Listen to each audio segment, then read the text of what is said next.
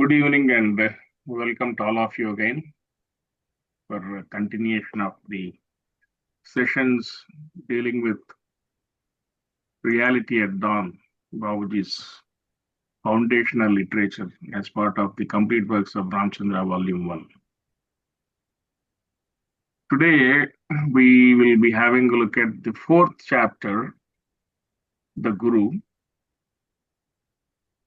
And as per the understanding we have based on the discussions and also the articles written by Daji Maharaj as part of the series on the 10 maxims, he says this third principle is the most important because it contains the entire philosophy of Sahaj Marg. We will see why it is so. Hide this. Okay.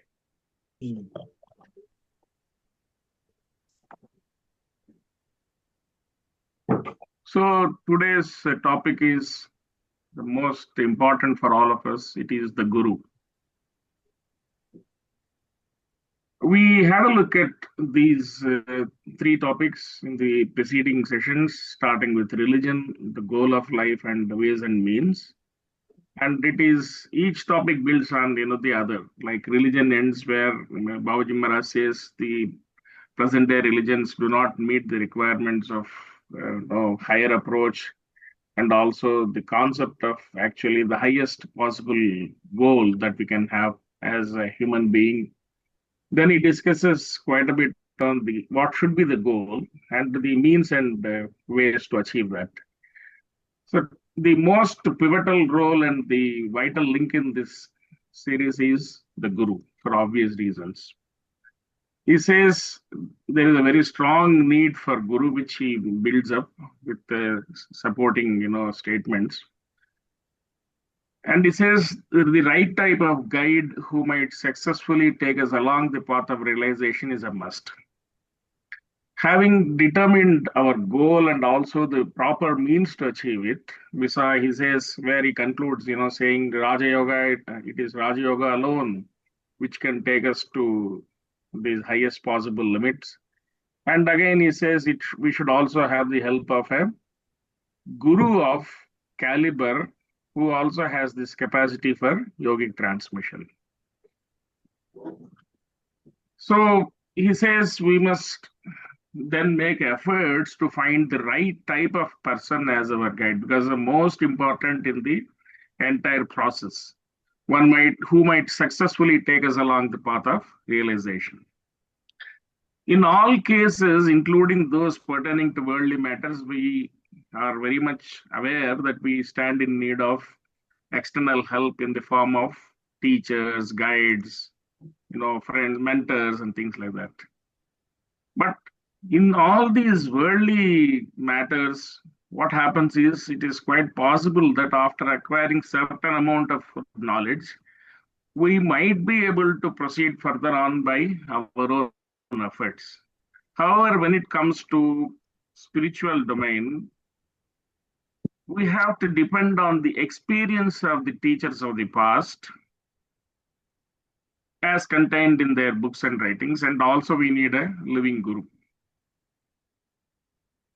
So there is a big difference when we come to this dimension that in the spiritual arena, we need a Guru, and he plays the most vital role.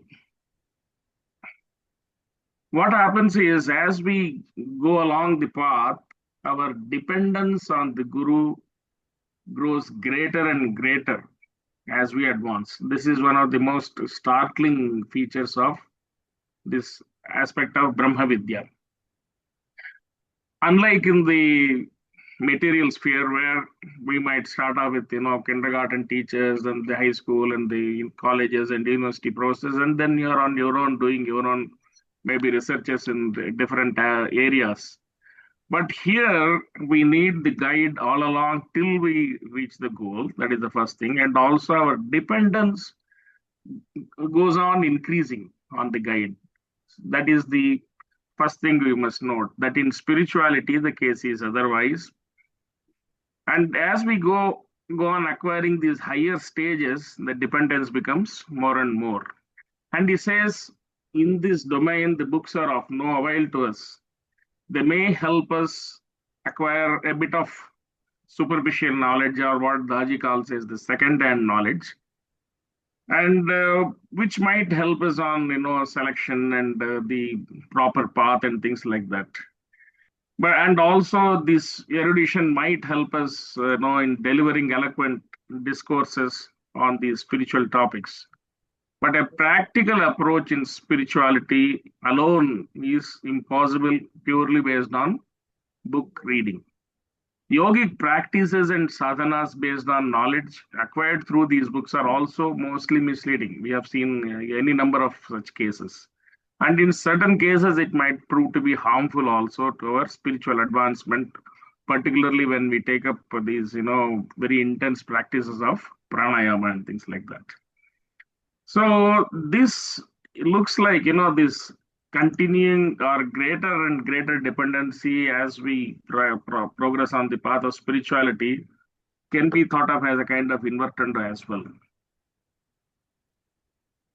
And this is also, we find the echo of this in the Upanishads, where they talk about, Nayamatma pravachanena labhyo na medhaya na bahuna shrutena. This knowledge of the self cannot be obtained by listening to discourses, nor by an intellectual approach, nor by listening to these great sages and teachers. So what we need is, it is only the helping support of a capable guide that can take us on to our destination. So he says these are all, like we have these Mahavakyas in the Vedas and Upanishads. These are some of the most profound statements coming from Babaji Maharaj. He says the Guru is the connecting link between God and man. So that is the most critical role played by the Guru. And he gives the example of one of the very well known Sufi saints, Maulana Rumi. He was a Persian poet as well as a Sufi saint, and he authored many books on spirituality. But still, he approached a great saint of those times to receive spiritual training from him. And the first thing the saint or the teacher tells him is to throw all his books into the river if he wanted to have a practical training from him, which was, of course, a very difficult task for Maulana Rumi. So he made several attempts without, giving up all the books. But finally, he had to yield. If he had to obtain training from this great teacher, as finding no other alternative, he at last submitted to this saint's demand, threw away all his writings into the water and became his disciple. So it is an outstanding example. And Maulana Rumi is a very well celebrated poet also. So this is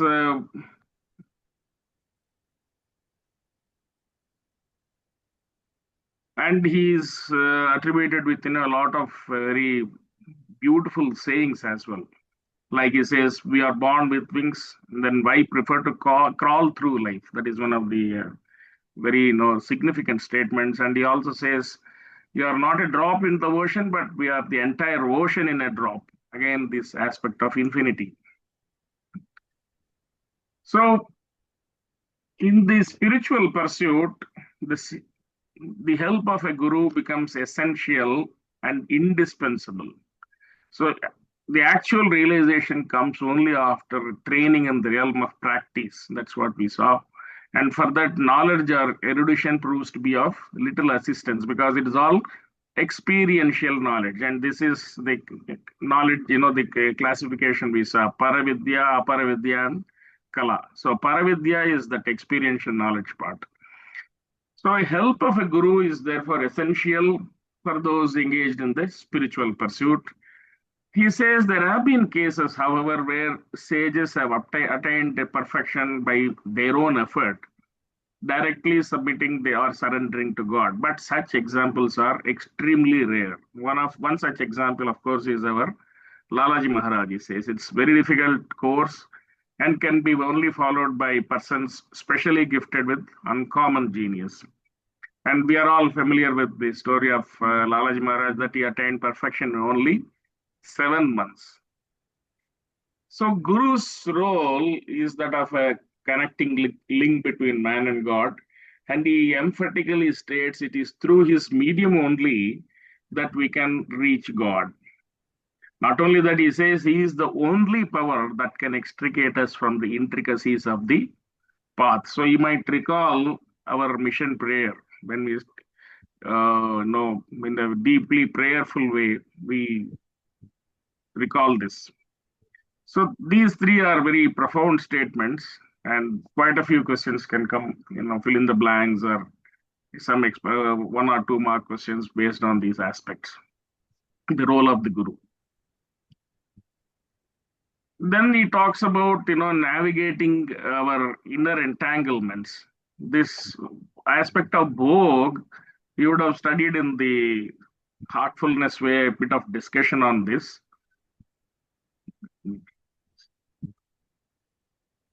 That during our spiritual march, we have to pass through various chakras, and or which can also be figuratively called lotuses.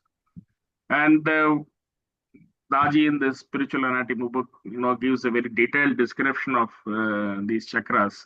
He says they are the centers of concentrated energy of the real power of divine force inherited by man. And Daji gives a description where he says the soul in its descent, you know, accumulated these energy centers. They are or he says it manifests or expresses itself. That is the language he uses. They are located in different places within the human frame that is known to us, and they play a very significant part in our progress through these chakras. We are familiar with this spiritual anatomy part. Just a moment. The chakras of the heart region and moving on to the mind and finally the 13th chakra, the central region. So he says these intervening points between two chakras is also characterized by a network interwoven by numerous intricate fibers, very difficult path to follow. It's a lot of entanglements. And as we proceed along, we have to pass through all these entanglements of the intervening layers. And in negotiating them, we may spend considerable amount of time and complete the bhoga. So he gives a new definition, or he enlarges the scope of the process of bhoga, where he says it not only means undergoing the effect of our past actions or samskaras, but it really means passing through the process of unfolding the intricacies of the chakras we have already arrived at on our path. So bhoga this is a larger, encompassing wider meaning in this, as defined by Babaji Maharaj. And it is very much linked to the spiritual anatomy. So our stay at these points for the purposes of bhoga is often very long. And he gives out, instances of many of the sages or saints of the ancient past who have spent thousands of years and have not yet come out of these entanglements. And he says it's almost impossible to get out of it by mere self-effort alone. It might be possible in the preliminary stages of the heart region, but subsequently it becomes quite impracticable. So he says also that it's been observed that most of the sages of the past who had tried by self-effort alone remained lingering in these lower regions for whole of their lives and couldn't cross it. He says they were in the first or second stages of this spiritual path. And there is a calculation which he gave, as a kind of indication of the kind of effort involved, where he says if one were to do on one's own, from chakra 1 to chakra 2 is about 45 years of intense 24/7 sadhana. And if it is from chakra 2 to chakra 3, it is 5 times that, 225 years. And if you have to go from 3 to 4, another 5 into 225. So it goes on. And after 5th, beyond 6th and all, it is not possible to proceed by one's own efforts. And that is the reason why he says we are always needing the help of a guru. The fact is that at somewhat advanced stages, we have to face what may be expressed as a slippery condition of the place. We go up, come back, go up, come back. That kind of situation comes in. So there we may sometimes go up a little bit, soon we start slipping down again. The same thing happens again and again, and we don't make much progress. With the result that the higher ascent becomes arduous and well nigh impracticable by one's own efforts. So, in these situations, under these circumstances, it is only a forceful push by the worthy master that can bring us out of the whirlpool. And he says if the master is not lacking in this power and capacity, he will, by his own will force, push us out of these entanglements and places on the next higher stage if he considers we become fit for that. So for this, obviously, the guru should be having that highest caliber and who himself has attained perfection. Only then he can extricate us out of these entanglements. So it is therefore essential that the guide we select must be one of the highest caliber and worthy of the task of tearing off the intricacies, he says, at a glance with the aid of the extraordinary power at his command. And it can only be one who has himself attained perfection or negation of self. And it becomes our bounden duty to connect ourselves with such great guide by feelings of love and attraction. So that is our role. We have to seek such guides, and once we have been able to, get in touch with him, we start developing these feelings of love and attraction for him. And he says it doesn't matter much what kind of conception we entertain for him in our mind. Of course, we have the different bhavas, they say, lover and beloved, and father and son, and guru and disciple. But the masters of hierarchy of masters of our heartfulness way have recommended that of a mother and son. If you adopt the bhava of guru as mother, they say it is the best possible way of conceiving this. And we can call him a friend, a servant, whatever it is we would like to choose, but he remains, after all, our guide on the path, and he is also called very commonly the guru. But there is a big challenge in selection of such highly qualified or capable guru of the highest caliber. And it is mostly neglected because of also ignorance on our part. And it is also known to all of us, particularly in our religious minded Hindus or Sanatana Dharma, that the Acharya or Guru plays a very important role. And it is incumbent upon all of us to have a Guru in order to satisfy the cravings for the spiritual benefit. But generally, people select anyone for the purpose without, paying much attention to the selection criteria of who should be our Guru, without any regard to the guide's capabilities or worth. And also, sometimes it is driven by the worldly, needs or attractions or persuasions by miracles displayed by these so-called gurus who attract all these gullible and innocent people and impressionable followers. He says the present day scenario we are all familiar with, where the gurus, so-called gurus, are really disciple hunters, and it is not a uncommon thing.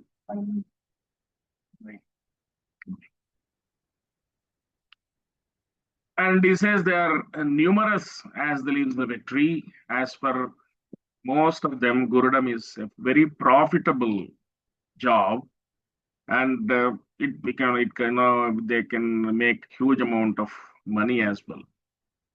They also command highest respect and personal service from the followers. And there are also self-seeking professionals who fall into this trap. So that is the unfortunate situation of present day. It is a pathetic situation, he says, that of Gurudom. He says it's a pretty petty miracle or erudition. All these things are leading people away from the main path. And also, he says some of them profess themselves to be Jagat Gurus, which is another very unfortunate situation. Is it not a pity, he says, to find such imposters who are a shame to the nation because we have such a wonderful hoary past and the religion roaming about with complete impunity to cheat and defraud innocent people. And what they are doing is serving their own selfish interests.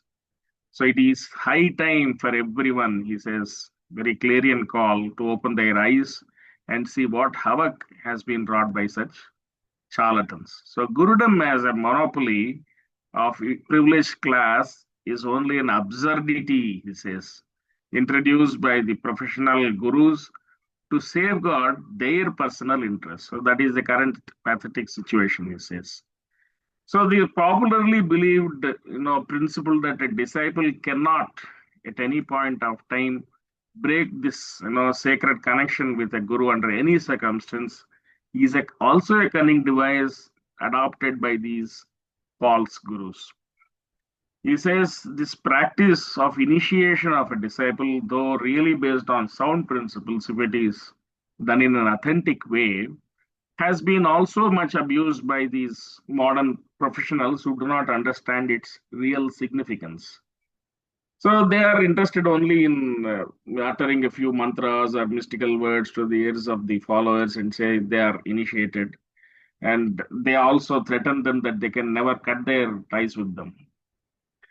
But Master says, really, the initiation signifies a permanent connection with the Guru, and the Guru decides when to initiate the Sishya based on his approach.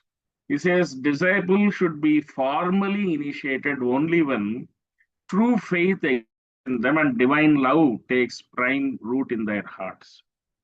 And it is a very, very important and significant step in this process where the initiation signifies that the disciple's link has been connected with the supreme power.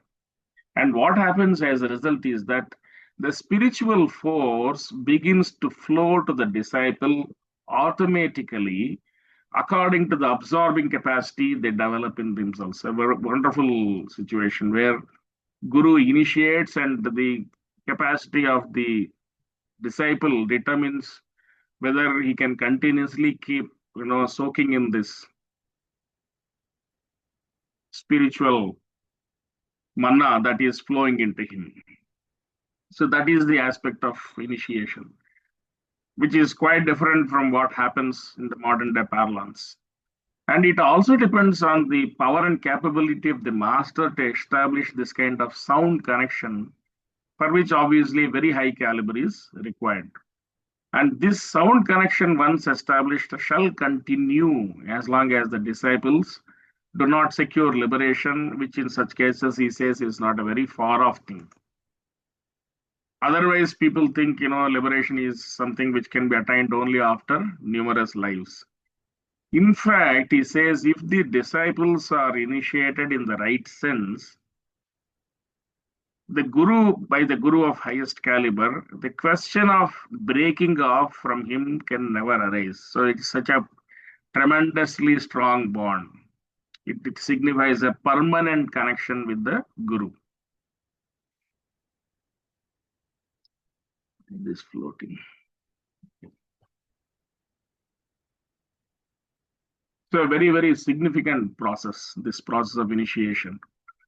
And if you recall, Daji talks about 5 levels of initiation, starting with, the first initiation he says is from the mother, then the father, then the teacher, guru, and ultimately it is the ultimate itself which gives that initiation or diksha.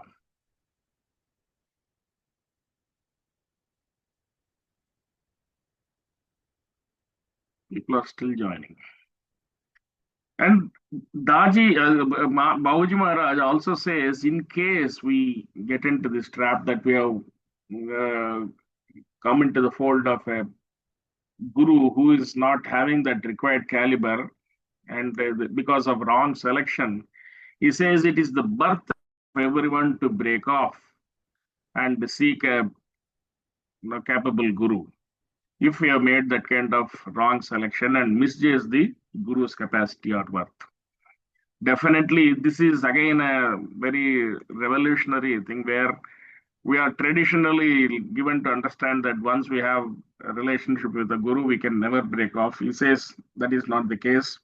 And in the our supporting these the literature also, he says there is no such mention. He says they're free to seek another guru at any stage if they find that the current guru has not the capacity to take them beyond what they have already achieved. So, not only that, he says that it is the sacred duty of a conscientious and selfless guru under all these circumstances, in case he is not able to help the disciple further and more advanced and better qualified person is available, he can direct him to that. So he says that is the sacred duty of a true guru. If, however, permission to break off sought by the disciple is denied by the guru on account of his selfish motives, the disciple, he says, is at liberty to break off from the bond. And no moral or religious law ever forbids anyone from doing so. Very categorical remark, he says. So people have this problem of fear that something bad might happen if they give up the guru with whom they are associated at present. And also the so-called gurus threaten them. He says, don't worry. There are no moral or religious laws which forbid anyone from doing so in case there is a misjudgment and we get into the hands of a wrong type of guru. And little advanced among these classes of gurus are considered to be those who can teach and preach on the basis of their erudition or knowledge of the shastras and holy books. They can fluently and flawlessly quote and mesmerize people. He says people flock to them in thousands to hear their sermons and admire their high ideas and extensive knowledge and regard them as great Mahatmas or saints. But really, they have only tested their learning and not their real worth, which is again experiential knowledge. Then he goes on to give again a very profoundly different definition for this word Mahatma. He says Mahatma is the most insignificant being dwelling permanently in a state of complete negation, a very revealing definition for Mahatma. So he says it should be borne well in mind that it is not learning or knowledge that makes us perfect. Very, very definitive statement because we are all enamored by knowledge. He says it is not that, but it is only realization in the right sense that makes a true yogi or a saint. So one who has thus impressed us with this outward form of learning or eloquence may still continue to be at the lowest levels of the spiritual path. And they can still attract huge numbers. He says they, as regards their practical attainments, they might be still at the lowest levels. So knowledge per se is not a criterion for a true Mahatma or yogi.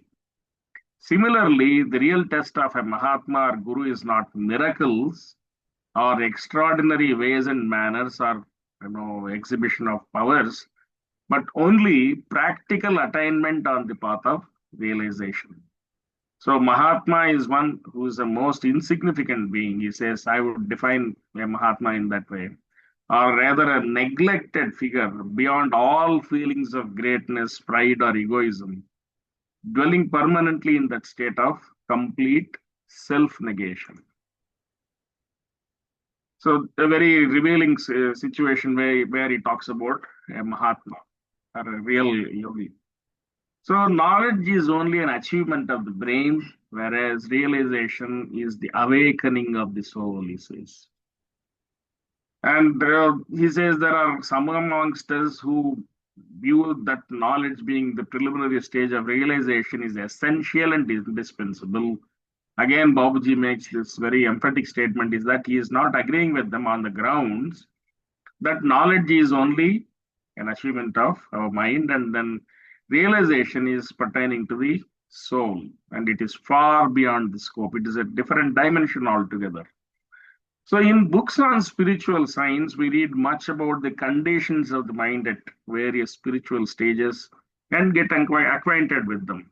But as regards practical attainments, we are far away from them. So, we can talk to people about those conditions, advance arguments for and against, and establish a kind of feeling of superiority in learning. But inwardly, we might still be ignorant of the practical aspects of these things. So exhibiting spiritual knowledge also is not of much avail.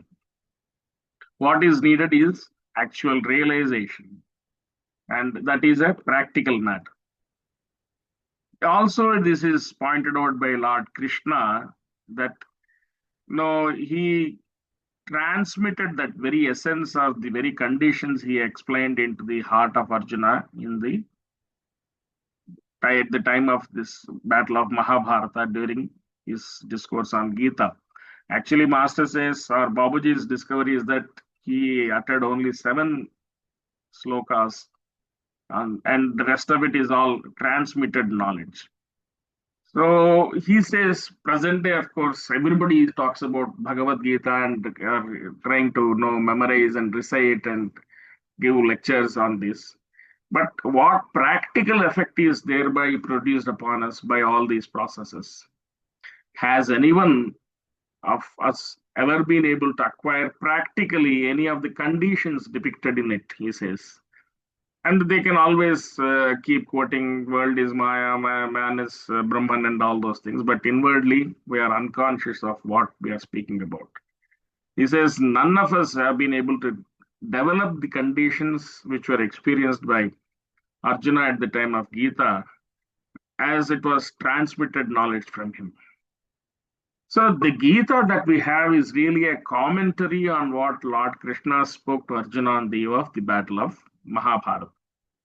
So this is why there are scholars who opine, and I think Daji also mentioned it in a couple of talks, where he says the Bhagavad Gita has a unique position because it is both a Shruti and a Smriti. Shruti because it is divine revealed knowledge coming from Lord Krishna, transmitted into the heart of Arjuna. And also, sage Veda Vyasa was able to observe and note down all those different conditions and give rest of the slokas of Bhagavad Gita. So it is both a Shruti and a Smriti. Very unique situation. Lord Krishna had actually transmitted this and explained with the result that Arjuna was literally feeling the same condition prevailing all over, both within and without, a very unique situation. So it is not the spoken word, but it is the transmitted knowledge, and it has a permanent effect. And we know the rest of the story of Mahabharata. So he says, a guru of caliber is one who can effect the awakening of the soul and provide support, continued support in the course of our march on the path of realization. The cause of failure of these modern teachers and preachers on the Gita to produce any kind of lasting effort on the minds of the seekers and followers is their lack of power to transmit those conditions. They can ad nauseum keep on explaining, but they will not be able to actually practically transmit that knowledge or the conditions and make us experience those conditions. And he says the various conditions of the mind discussed in the Gita are really the different stages that a man comes across during his march on spirituality, and they develop automatically from within. Formal means adopted to acquire a particular state of mind at a premature stage increases internal grossness. It produces a lot of pressure, and also it can be detrimental to our progress. So he says the real teacher is not one who can explain to us the soundness of the religious dogmas or beliefs and who can prescribe to us the do's and don'ts. Almost everyone of us knows enough of it, he says.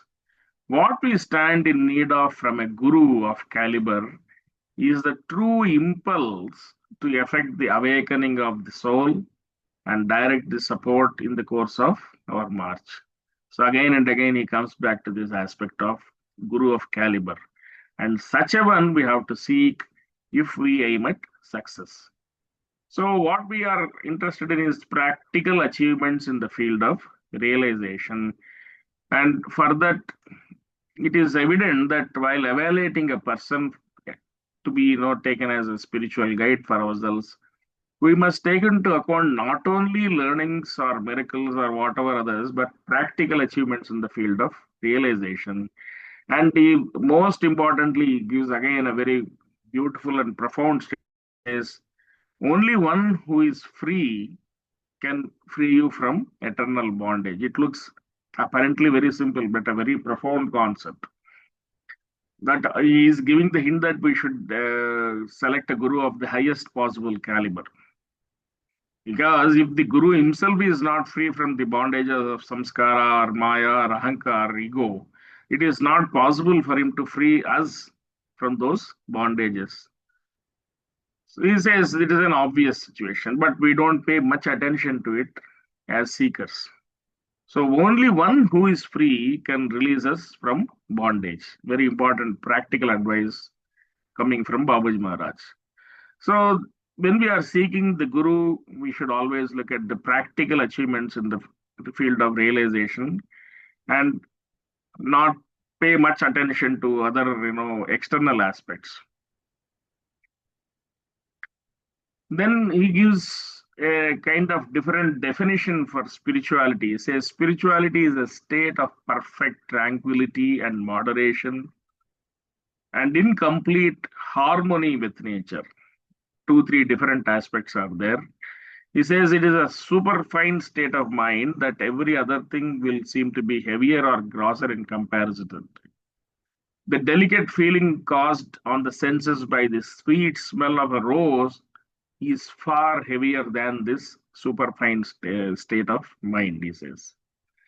So, spiritual state is that state of perfect tranquility, moderation, harmony, all three key operative words. And he says, in that state of mind, all the senses and faculties are, so to say, in a sleeping or dormant state. Their working becomes more and more automatic, and we don't form any impressions because of their working. As a result, there is this perfect peace, and that is one of its highest stages, although the real thing is still further, much further on. And we arrive at that when even the consciousness of the peace fails, or for the consciousness of peace too causes some weight upon us. So it's a very, very fine and superfine state he is talking about, because that is also a kind of achievement we have on this path.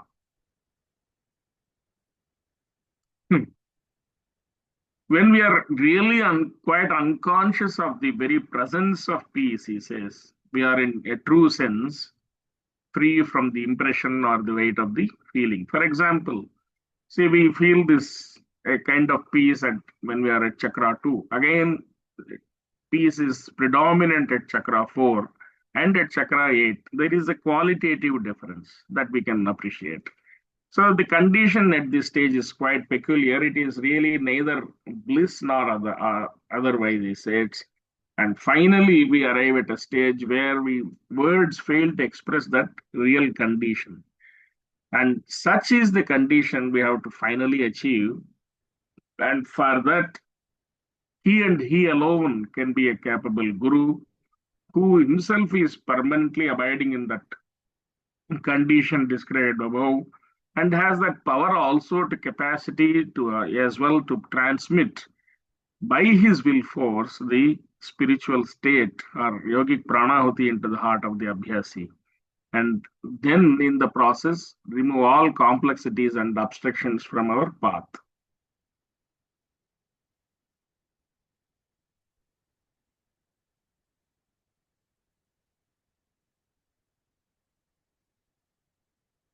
And very categorically, Babuji Maharaj says, none below this level is fit to impart spiritual training to others. It's a very definitive statement again. But he says it's a matter of great regret and pity that this age old process of yogic transmission originated and widely practiced by our ancient sages has now gone to complete oblivion in the very land of its origin, where today only but a few might feel inclined even to believe it. We are all familiar with this, in our Heartfulness lore, where Babuji revealed that 72 generations before Raja Dasharad, we had a saint who was swimming in the central region, and he discovered this process of Raja Yoga as a technique and also this Pranahuti transmission. And he says, without understanding, a lot of people might even ridicule this and misinterpret as nothing but a mesmerism or hypnotism. And he says, I have dealt with elaborately in the book Efficacy of Raja Yoga when we take up these topics. But Babuji gives the assurance that spiritual training for the attainment of higher stages is only possible by the process of yogic transmission and by no other means. Very, very categorical and strong statement where he says, by no other means. We need to have this yogic transmission.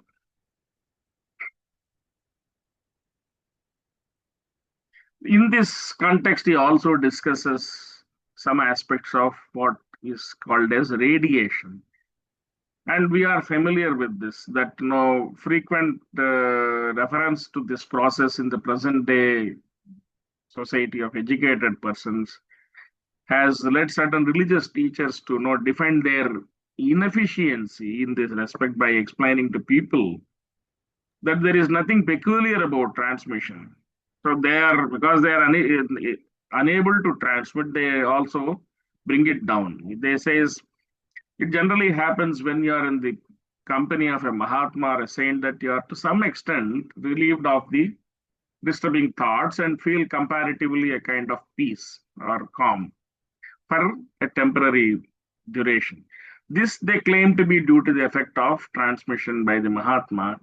And he says those who are offering such explanation are only deceiving the public with a view to whitewashing their incapacity for yogic transmission. What they are interpreting as transmission is really the automatic radiation of the pious paramanus or fine particles emanating from the Mahatma. And not only that, it affects the people assembled there with the result that calmness prevails. But it is also known that others can also have this kind of effect. He said it's a natural process and it has nothing to do with transmission. Radiation versus yogic transmission, quite a few questions come. Then you can pick up all these points. So radiation is quite distinct from transmission. It is a natural process and it is also having limitations. It is not only a Mahatma, but also from everyone, whether pious or wicked, saintly or devilish, we have this radiation. And we can feel that difference. He says if you are spending some time with an impious or morally degraded person, you find this impact of impious paramanus radiating from them and affecting us, with the result that you may find your thoughts flowing in the same channel for the time being. That is the impact. Not only this, he says this effect of radiation remains only for a little while and disappears when you are away from the source. This is the reason why religious teachers are often found to be making complaints of the indifference of their followers to what they are preaching. And it is, he says, the fault is not that of the seekers, but that of the teacher or the Upadeshak, who is really not able to have this power of transmission. And he is preaching from the platform. And similar views are expressed in connection with Sankirtan performance also. And the Sankirtan, we have had a look at it in earlier chapter as well. We discussed this practice in detail. The peaceful atmosphere created on such occasions is claimed to be again due to the effect of transmission by some people. Again, Babuji says it is really the result of vibrations produced by the sound of singing in a chorus. And we experience the same thing at all musical parties as that we attend. And on such occasions, what happens is the mind is, for the time being, mostly focused on one thing and the same thing which is in our view, and we are unmindful of other things. And as a result, we feel, during these Sankirtans, our thoughts are located on one of these pious ideals when this bhajan or Sankirtan is happening, and we begin to feel that in our hearts automatically. And again, it has nothing to do with transmission because whatever temporary effect is there, that of peace, experience, or other things, as a result of Sankirtan, is again not due to transmission. It is purely the vibratory effect.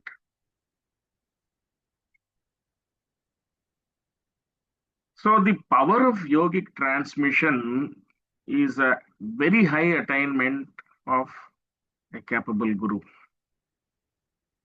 And such a caliber guru can infuse by the force of will this yogic energy or godly effulgence within anyone and remove anything unwanted in them or detrimental to their progress. That is the wonderful effect of transmission.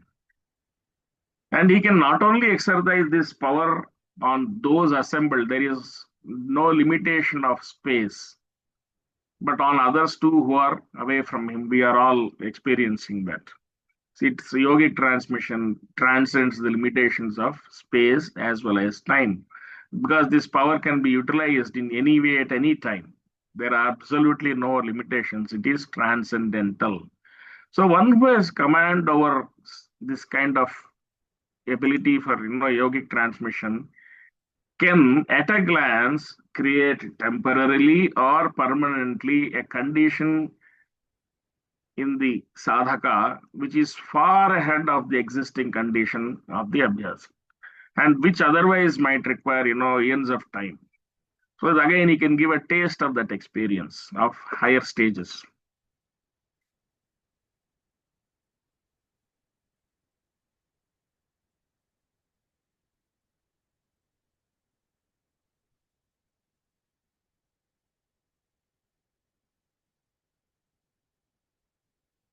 And Babaji Maharaj says it is not a vain assertion, but a bare fact that and can be verified by anybody who pleases to do so. And he says there have been occasions where sages in the past have, through the power of transmission, changed the entire nature of a person at a mere glance. The wonderful examples of sages like Lalaji Maharaj, Swami Vivekananda, and the others offer ample proof for this, he says. So what we need to do is, it is absolutely necessary for us to select one with this highest attainment as our guru. And that is the solution of the problem. And when our eyes are fixed on this highest ideal, we can never be satisfied with anyone who appears to be short of the mark. Every saint or yogi is having his own level of attainment and self-elevation. And if we attach ourselves to a yogi having lesser attainment with faith and devotion, at best we can secure mergence with their condition, and it will not be the highest possible. It is therefore absolutely necessary to select one with these highest attainments. If unfortunately we take up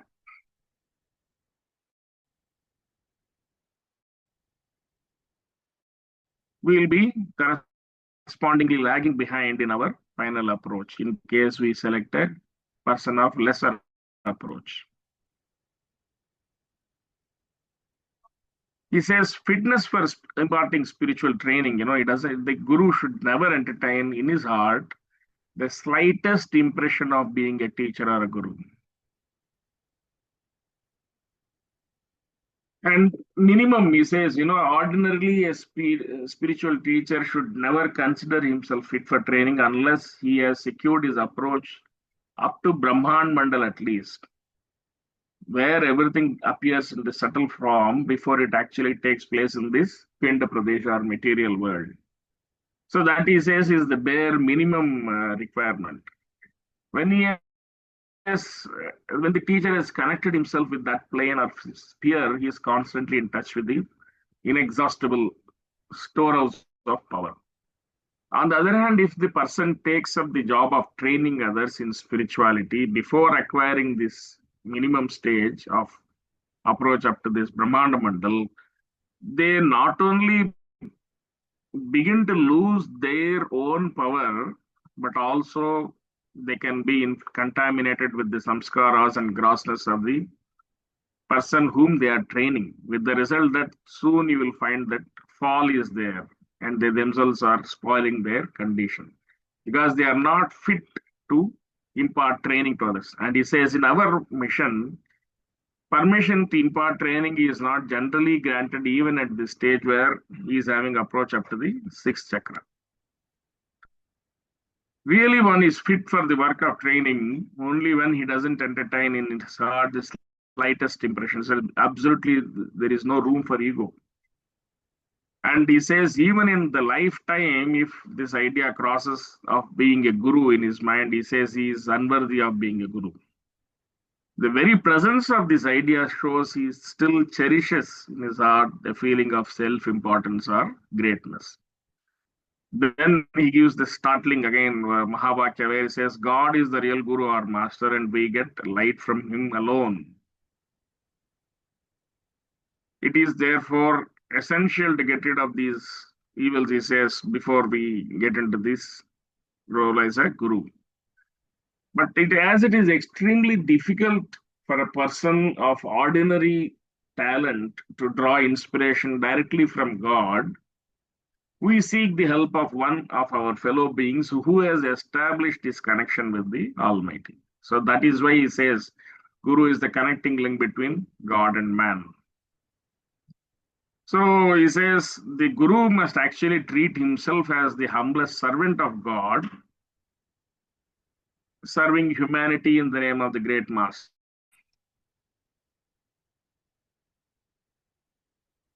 And thereby there is absolutely no room for Ahankar and its resultant evils, which are unfortunately very common these days, and reality is totally absent.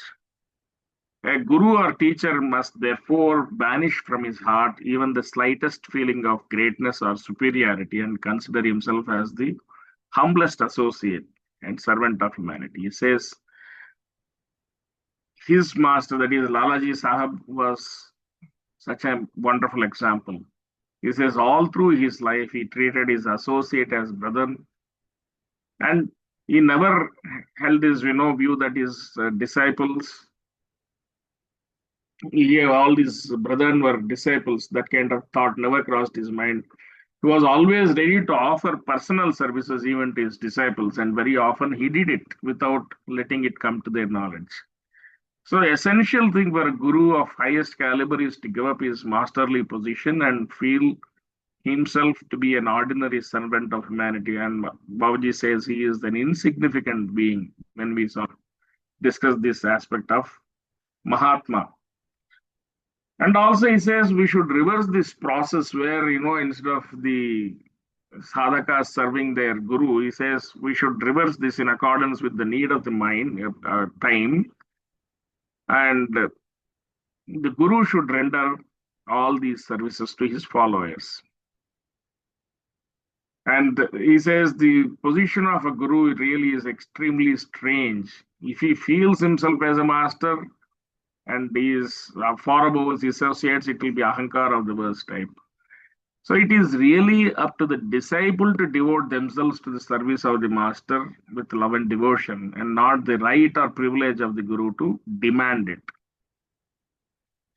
And he gives the example of one of the persons who had this, one instance where a person approached the guru and the guru keeps on demanding huge amount of personal service from him, and then the disciple says, who wanted to take him up as the guru, he says, if it is the case, it shall be very kind of you to accept me as the guru. He says, kind of jocular way. So, therefore, he gives some essential qualities of a guru. He says, a guru must necessarily be quite devoid of any personal motive or selfish interest, must be totally free from all feelings of pride and greatness, must be selfless person and of humanity at large, teaching people out of pure love without any kind of ulterior motive or selfish motive of name, fame, or money, must have his access up to the farthest limit, farthest possible limit, and must have the power of yogic transmission. So, very clearly laid down ground rules for are the essential qualities of a guru of the highest caliber. So all these are all the points which we should be able to remember in case a question comes regarding essential qualities of a guru. Please pay attention to these. These are all key operative words, and we should be able to at least replicate the meaning of this. And he says, as a kind of conclusion, such a one we must be able to seek for our guide if we want complete success in this path. Otherwise, he says it is better to remain without a guru all the life than to submit to the guidance of an inferior kind of person. So, those were the concluding paragraphs in this chapter, the guru. Actually, I would recommend, because of the importance of this topic, you also read this Maxim 3 from people are coming in.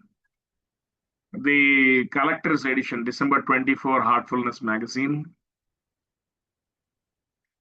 where our master discusses this principle 3 of regarding the goal that we need to fix for ourselves. And he says, actually, pertaining to these 10 maxims, each of the maxims stands on its own as well as being part of a whole very unique situation. Just like the pearls of a necklace, there is no hierarchy here. Each one is equally important. Yet, this third principle contains the entire philosophy of heartfulness in its essence, he says. There is also a talk about this where he discussed this third maxim. And in the Heartfulness magazine article, it's beautifully written. We have to all read this many times because he says it is such a profound thing. There's few 3 sentences, apparently very simple looking, but he says the entire philosophy of heartfulness, the quintessence is contained in this. And he says it is only through consistent practice that we might be able to experience and understand the purpose of fixing the goal and also these layers and finer nuances of this. And a lot of times we might also have this discussion on the difference between or the relationship between principles 2 and 3, and they are intricately connected. So fixing the goal is a conscious process of keeping that connection alive, which is through the prayer, and allowing it to be enlivened as we go on more and more. It's like a longing, falling in love billionfold, multiple. So I actually was expecting when we were dealing with this topic of the goal in the earlier chapter, quite a few questions pertaining to this. So you might also reflect over when we are coming into heartfulness. What is my goal? And as per my current understanding, is it peace, God realization, so on, merger, layavastha, I can give it any kind of all these technical names. But what is my current understanding of the goal? What is it that I am seeing? We should have clarity on that. And vis-a-vis, we should be able to read this article from Heartfulness magazine and come to our own understanding. Because Master says this asymptotic approach towards the goal, and also the goal itself, being abstract, infinite, never-ending, unknowable, receding all the time, being asymptotic, and our is incremental, and also the importance of the spiritual guide and master in this path. All these, it is a kind of evolving understanding when we discuss these aspects of the guru and the goal. because the guru represents the goal that cannot otherwise be adequately defined. We say, of course, in our mission prayer, "O Master, thou art the real goal of human life." So we must have this very clear idea in our hearts. Whom are we referring to when we say, "O Master"? And when we say, "Thou art the real goal of human life," what do we mean? Isn't it? So please pay attention to this and spend some time in introspection, because that is something unique to each one of us. And when we come in with a lot of expectations or different ideas of what we are seeking in this path. And Master says that is okay, but it is an evolving understanding. And also, the Guru is again an unknowable. In this article, he says, this simple looking prayer contains infinities. So, what are these infinities? Please have a look. I think that was, yeah. And also, it talks about three paradoxes that are there in this. I would request you to read, and then we'll come back and discuss them. Let me stop sharing, and in case of there, we'll take it up. Brother Raghu is there? Okay, he's there. Okay. Uh, it's open for questions now.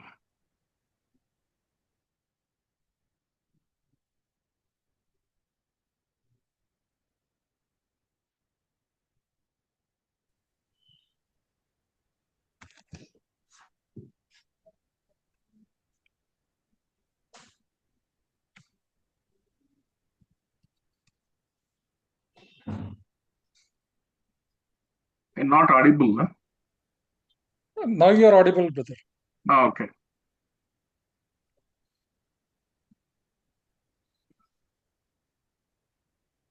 Murthy brother is not speaking good. Or he raised his hand, taking it off. No, I spoke earlier, but I don't know why. Anyway, I'll ask the question what I had in my mind.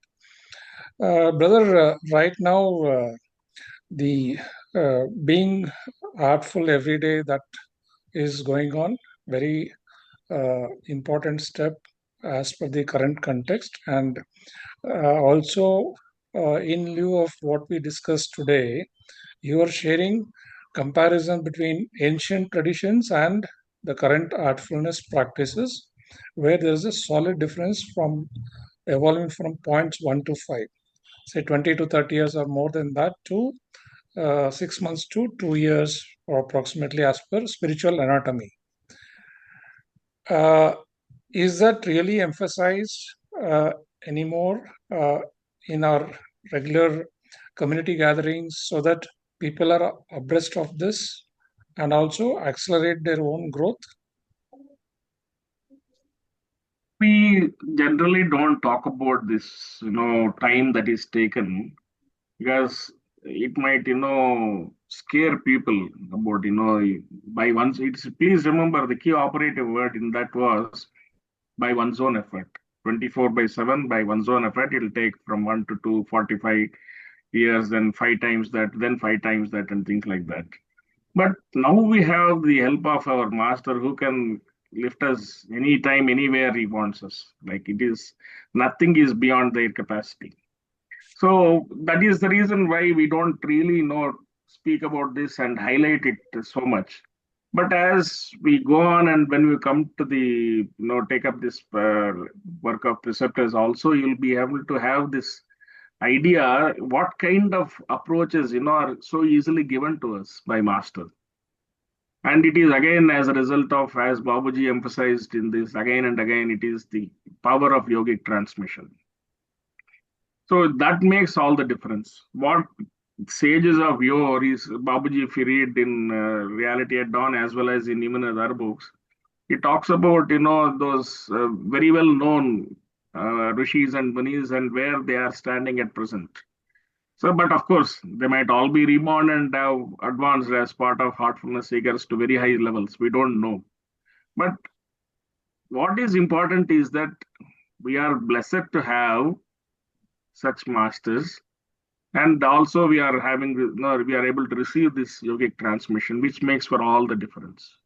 So we don't need to really worry about the amount of time, because it is not by self effort. We are having the help of the capable master.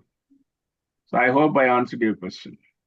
Yeah, why I asked this question was the last time I had asked about the push-pull mechanism, how it works. This correlates to that. Based on the individual effort, of course, there is certain push, there is certain pull as well. Yeah. And of course, it depends on how the cooperation is developed between the two and how he proceeds in that direction. But the other question is, in certain cases where we have seen, heard, or read about sudden fall, uh, was it uh, his backlog of karmic baggage, or is it something else which happened in many cases? We really, at least I really don't know what happened in these cases of fall. But what I have understood from the literature is, it is basically the ego making them, deviate from the path. That is what I at least understood.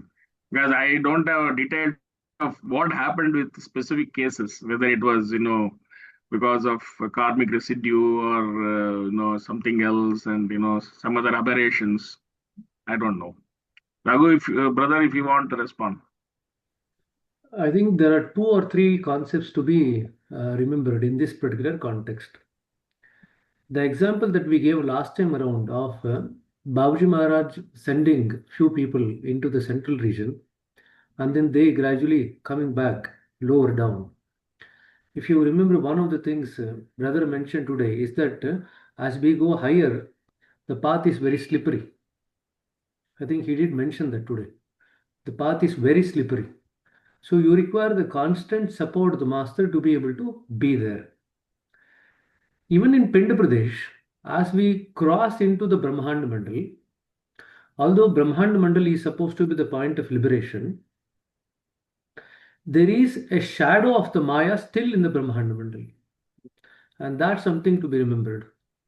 So, in fact, Daji writes that even many of the people who are qualified for liberation are reborn because they hold on to one of the desires of dharma, artha, and moksha. As long as you hold on to any of the desires, you are carrying a shadow of the Pinda Pradesh into the Brahmanda Mandal, and that becomes the reason for your rebirth. In fact, if you want to kind of read a bit more about it, you need to go through the 1944 Whispers, where Lalaji writes about why was he reborn again. While in the past life, he himself was throughout his life remembering God. And then he questions himself, why is that it became necessary for me to be reborn? And that's a very, very interesting point that he makes, that even that remembrance of the God done with lot of awareness can actually be a reason for you to be reborn. That's a very, very interesting. So the point is the constant support of the master is absolutely necessary in the higher stages. Secondly, the path is very slippery. Thirdly, you have a shadow. For example, when people move from Pinda Pradesh to Brahmanda, there is a shadow of the Maya. When the people move from the 12th point into the central region, there is a shadow of the ego. So, if the third point to remember is that of the two processes of self effort and master support or push, when somebody is actually pushed up by the master's support, and if they are not yet qualified to be able to maintain that position, they'll automatically drop down. That's what happens.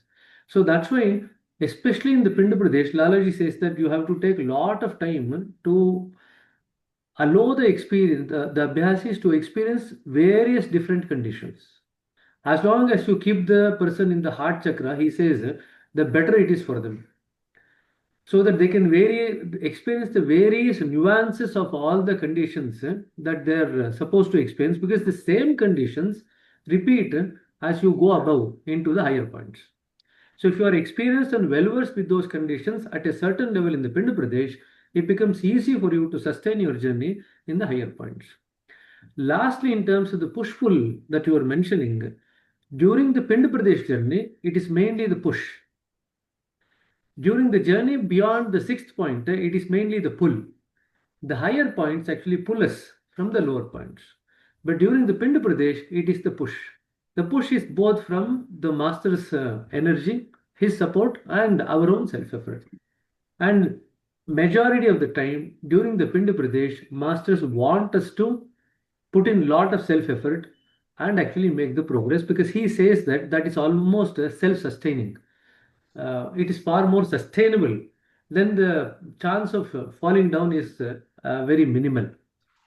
Lastly, we were just going through the Maxim one today morning.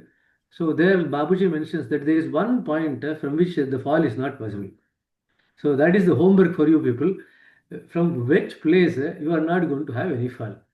Because we've been talking about the fall last session also. This session also, the first question is about that only. So now find out from where the fall is not possible. See, also Daji explains in terms of vibratory compatibility. He says, no, if we are not able to reside in those finer conditions, there is always a problem. We fall. It is like, a mountain climbing guy. He is not acclimatized to those higher conditions. There is a fall. So fall we really don't need to so much focus upon, because in case we are able to sustain our practice and cooperate with him, master always ensures we are progressing on the path. There is no static situation. We either keep moving forward or we go back. So our effort should be always to move ahead, isn't it? So Yeah, yes, please. I think that makes a lot of sense, brother, what you said. Keep going ahead. Even if the going gets tough, the tough gets going, they say in the Yeah. army. So I think that's a very clear sign of where the times are progressing in this highly AI dominated society, and there's a lot of diversions. And this is one of the things we need to understand, keeping the heart brain coherence and the resonant effect in consideration. Yeah. I think we are in safe hands, and the going gets tougher and we progress. That's it. Thank you. You. Anta. I think this is a bit of a more question from my own personal situation. Okay. So, see, when I considered applying for this SNP program, right? I had this question, although some of the preceptors in my center encouraged me. Right. I had this thing, I was not sure if I'm qualified, right? Because I have a very devoted mother at home, right? 25 plus years Apyasi, and whenever the way she does everything, there's that genuine love for the master, and the devotion just oozes out of her. Okay. And I see that even in some of the, preceptors in the center. And somehow I felt, I was not there. I had a lot of respect for the master, but that sense of devotion, and they used to talk about obedience. I even bought that book on obedience and devotion by Chariji, trying to figure out, what am I missing here? So anyway, so the question is, and then then they all said, just click on the submit button, because I filled the form and waited for 2 weeks before I clicked on submit button. So I think it's a little bit of I just did it in faith, in the sense, okay, it'll all come together, right? So I tell you why this also came. In page 57, it talks about disciples should formally be initiated. When a true faith exists in them, a divine love takes prime root in their hearts, right? And that somehow that sentence, brought back that question in my head. Am I on the right path, or am I, or how do I get there, I guess? Sorry, tough question, but yeah. It is essential quality that master is looking for. He says is the willingness to serve. That is all. Capacity he gives us. Preceptor's capacity or ability, ability to clean, ability to transmit, ability to support the seeker on the path. Like for giving that higher progress. So these are the things, these abilities are given by master. He only looks for willingness from our side and a kind of sense of service. In one of the talks, I think for fresh preceptor, newly made preceptors, he was telling there are those who want to become and there are those who want to serve. So that is a kind of distinction he was saying. A lot of people might come in, is a kind of something they can exhibit like my preceptor. So he says, he knows anyway. So if we are willing to serve, that is enough. That is the first thing he looks for. That is why you saw in, I think, one of our earlier discussions where Babaji Maharaj says, even if the person who has been given this permission by the master, he has prepared and given the permission, he might be in a lower rank on the spiritual path, but he still will be able to provide the necessary service to one who is still far ahead of him. That is also possible. That is a wonderful, unique system because at the back, it is master's work that is happening. Raghu, brother, you want to elaborate? In fact, this is an examination question for you. Oh What God. are the prerequisites for you to apply for a preceptor training? So you should be well versed with that answer. So brother mentioned one answer, which is a part of the answer, which is the willingness to serve. And second thing that Daji is now looking for is that you should have adequate knowledge of the Sahajmar literature. So these are the Yeah. two prerequisites that they are actually looking for. Otherwise, everything else, as brother said, is provided for. The capacity is provided for. For any work in our system, the moment the master entrusts you with any work, the He capacity gives to do the work is already provided. In fact, yeah. they would have provided the capacity, and only after that the work will come in search of you. So you don't need to worry about it at all. Okay, thank you for the assurance. So it's a very interesting. And now that you took 2 weeks to press the submit button, I hope that after having pressed the submit button, you have not had any regrets for so long. Because for every person who has been applying for the SNP3, we have been telling them one thing, that there is nothing for you to lose. If you were to undergo this process judiciously, the first thing that will happen is that you will become a better Abhyasi. You will become an intense Abhyasi.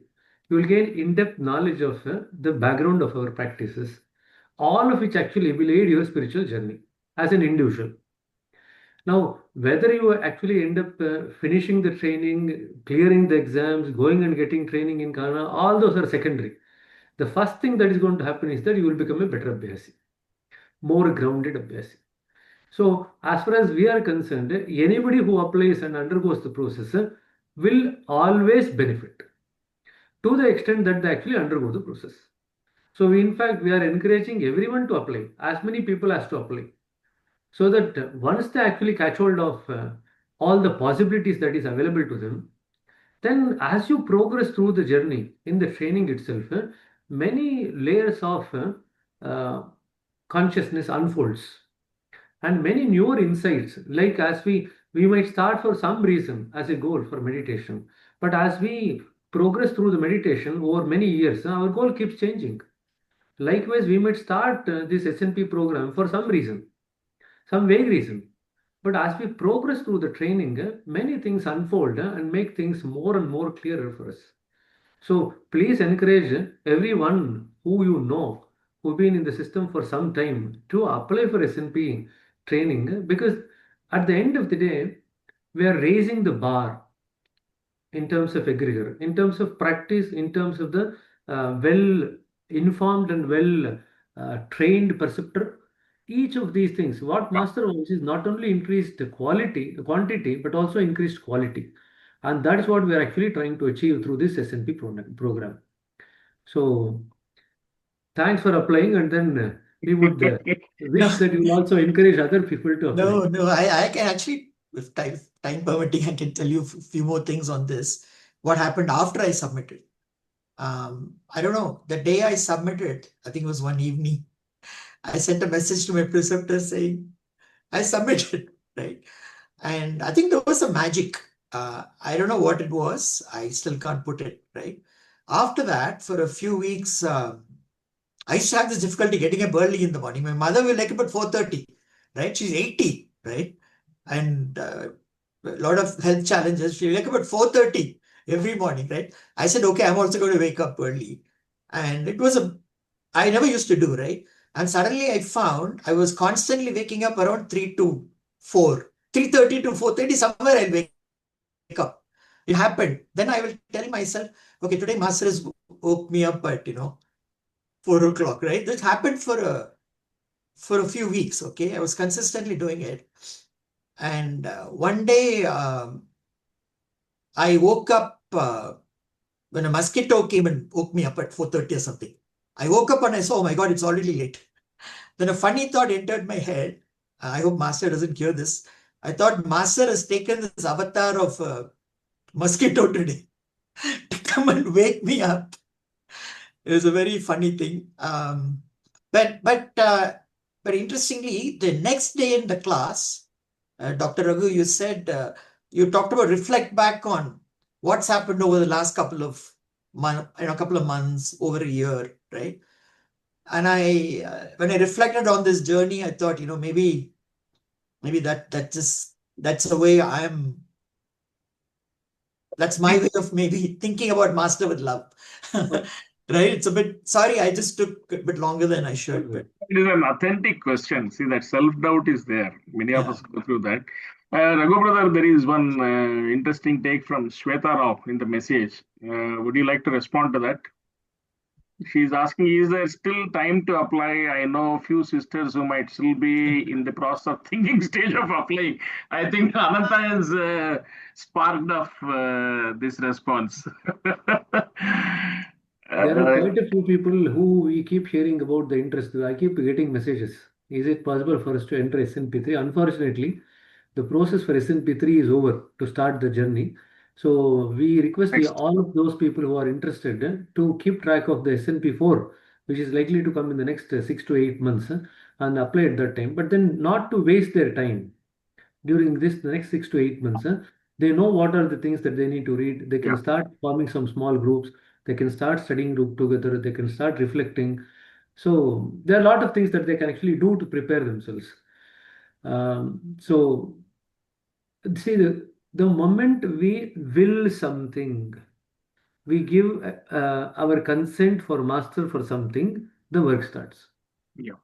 Don't think that the work starts somewhere later on. The moment we allow by our will, yes, we are ready for it. However much we might have doubt, the moment we say we are ready, that the work starts. And that's what most of the people actually experience through the course of the training. Okay, so it's not a surprise that you Yeah. started waking up between 3:30 and 4:30. Okay. We have quite a Thank few you. hands raised. Yeah. Harshvardhan Shroff, Dolly Pandey, and Vidya Raghudat, in that order, please.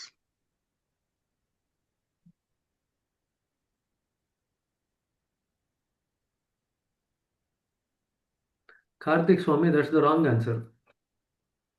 You've written something, that's not the right answer. Harshvardhan Shroffji, please unmute and you can pose your question. If not, we'll go to Dolly, Sister Dolly.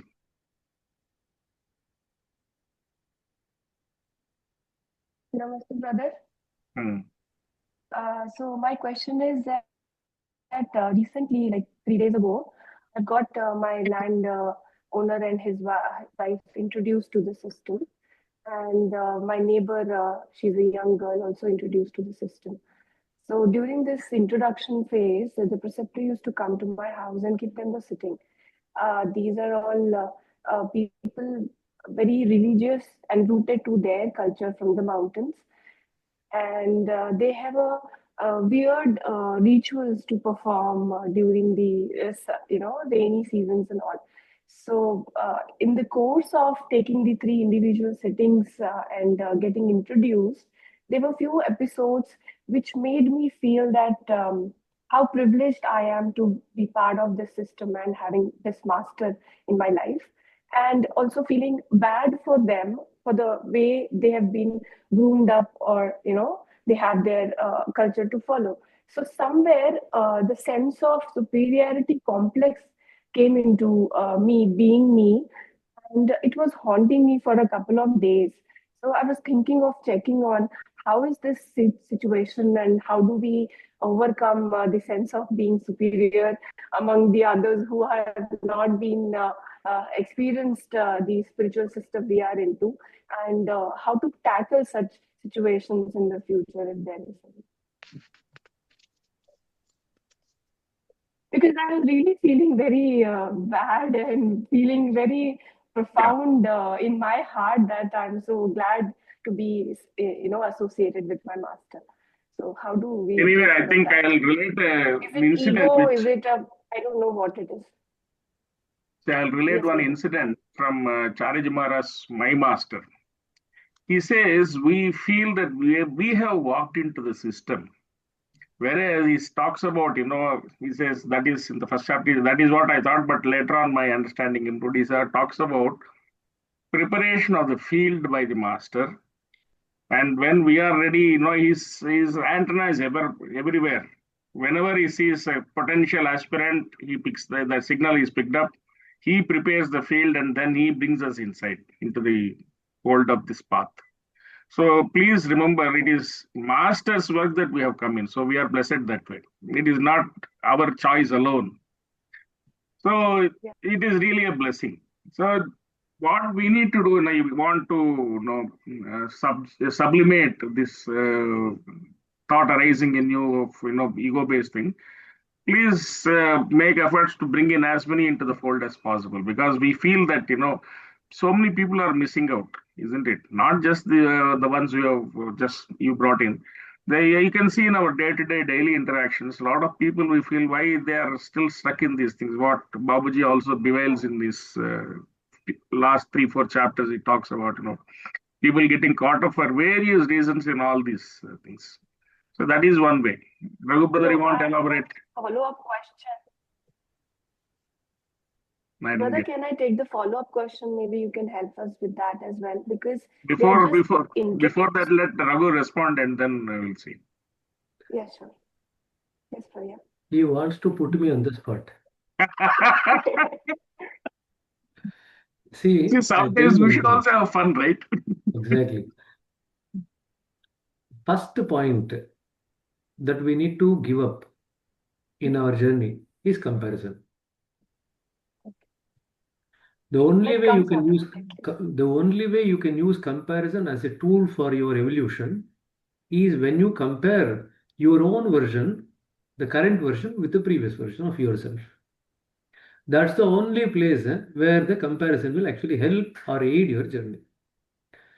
The moment you are comparing with somebody else outside, your attention is externalized. So the moment your attention is externalized, there is no question of any spiritual aspect in that. It's just a mental phenomenon. Okay, makes sense. Okay, so it is quite okay while doing our journey in the Pinda Pradesh to have these kinds of thoughts. But the hold of these kinds of thoughts will melt away by itself as you progress. But the approach that you need to take is to not to compare yourself against anyone. Every soul's journey is unique because the baggage that each one carries will be unique. But just I think because you answered the had second question as well. 1 minute, just because you had this thought, you don't need to feel regretful. But it's not a thought that you need to encourage. That's all. We get a lot of thoughts during meditation. We don't hold on to any of those thoughts. Likewise, it's okay to have some thought or some opinion, but we should learn not to hold on to those things. That is when we will actually create problems for ourselves. Okay. So the follow-up question is whether, because they are my landlady, they are, owners.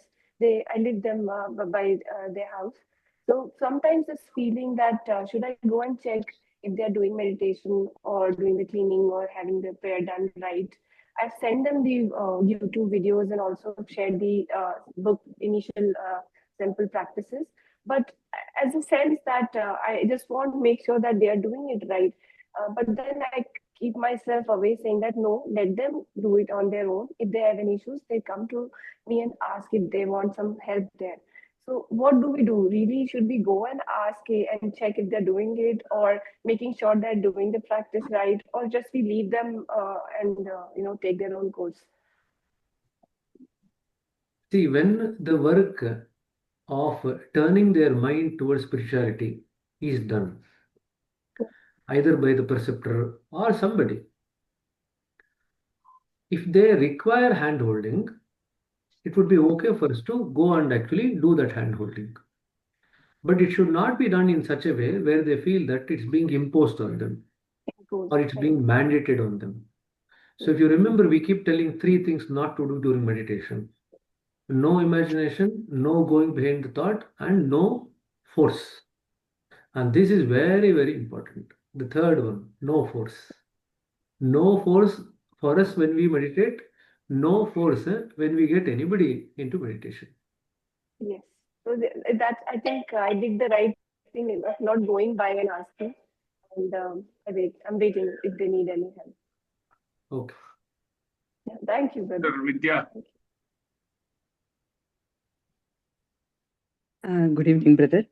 One question, I don't know. See, in human beings, we evolved from the apes and all. How did the consciousness evolve and came to this stage with which we are? Brother? Do you want to take or you want me to answer?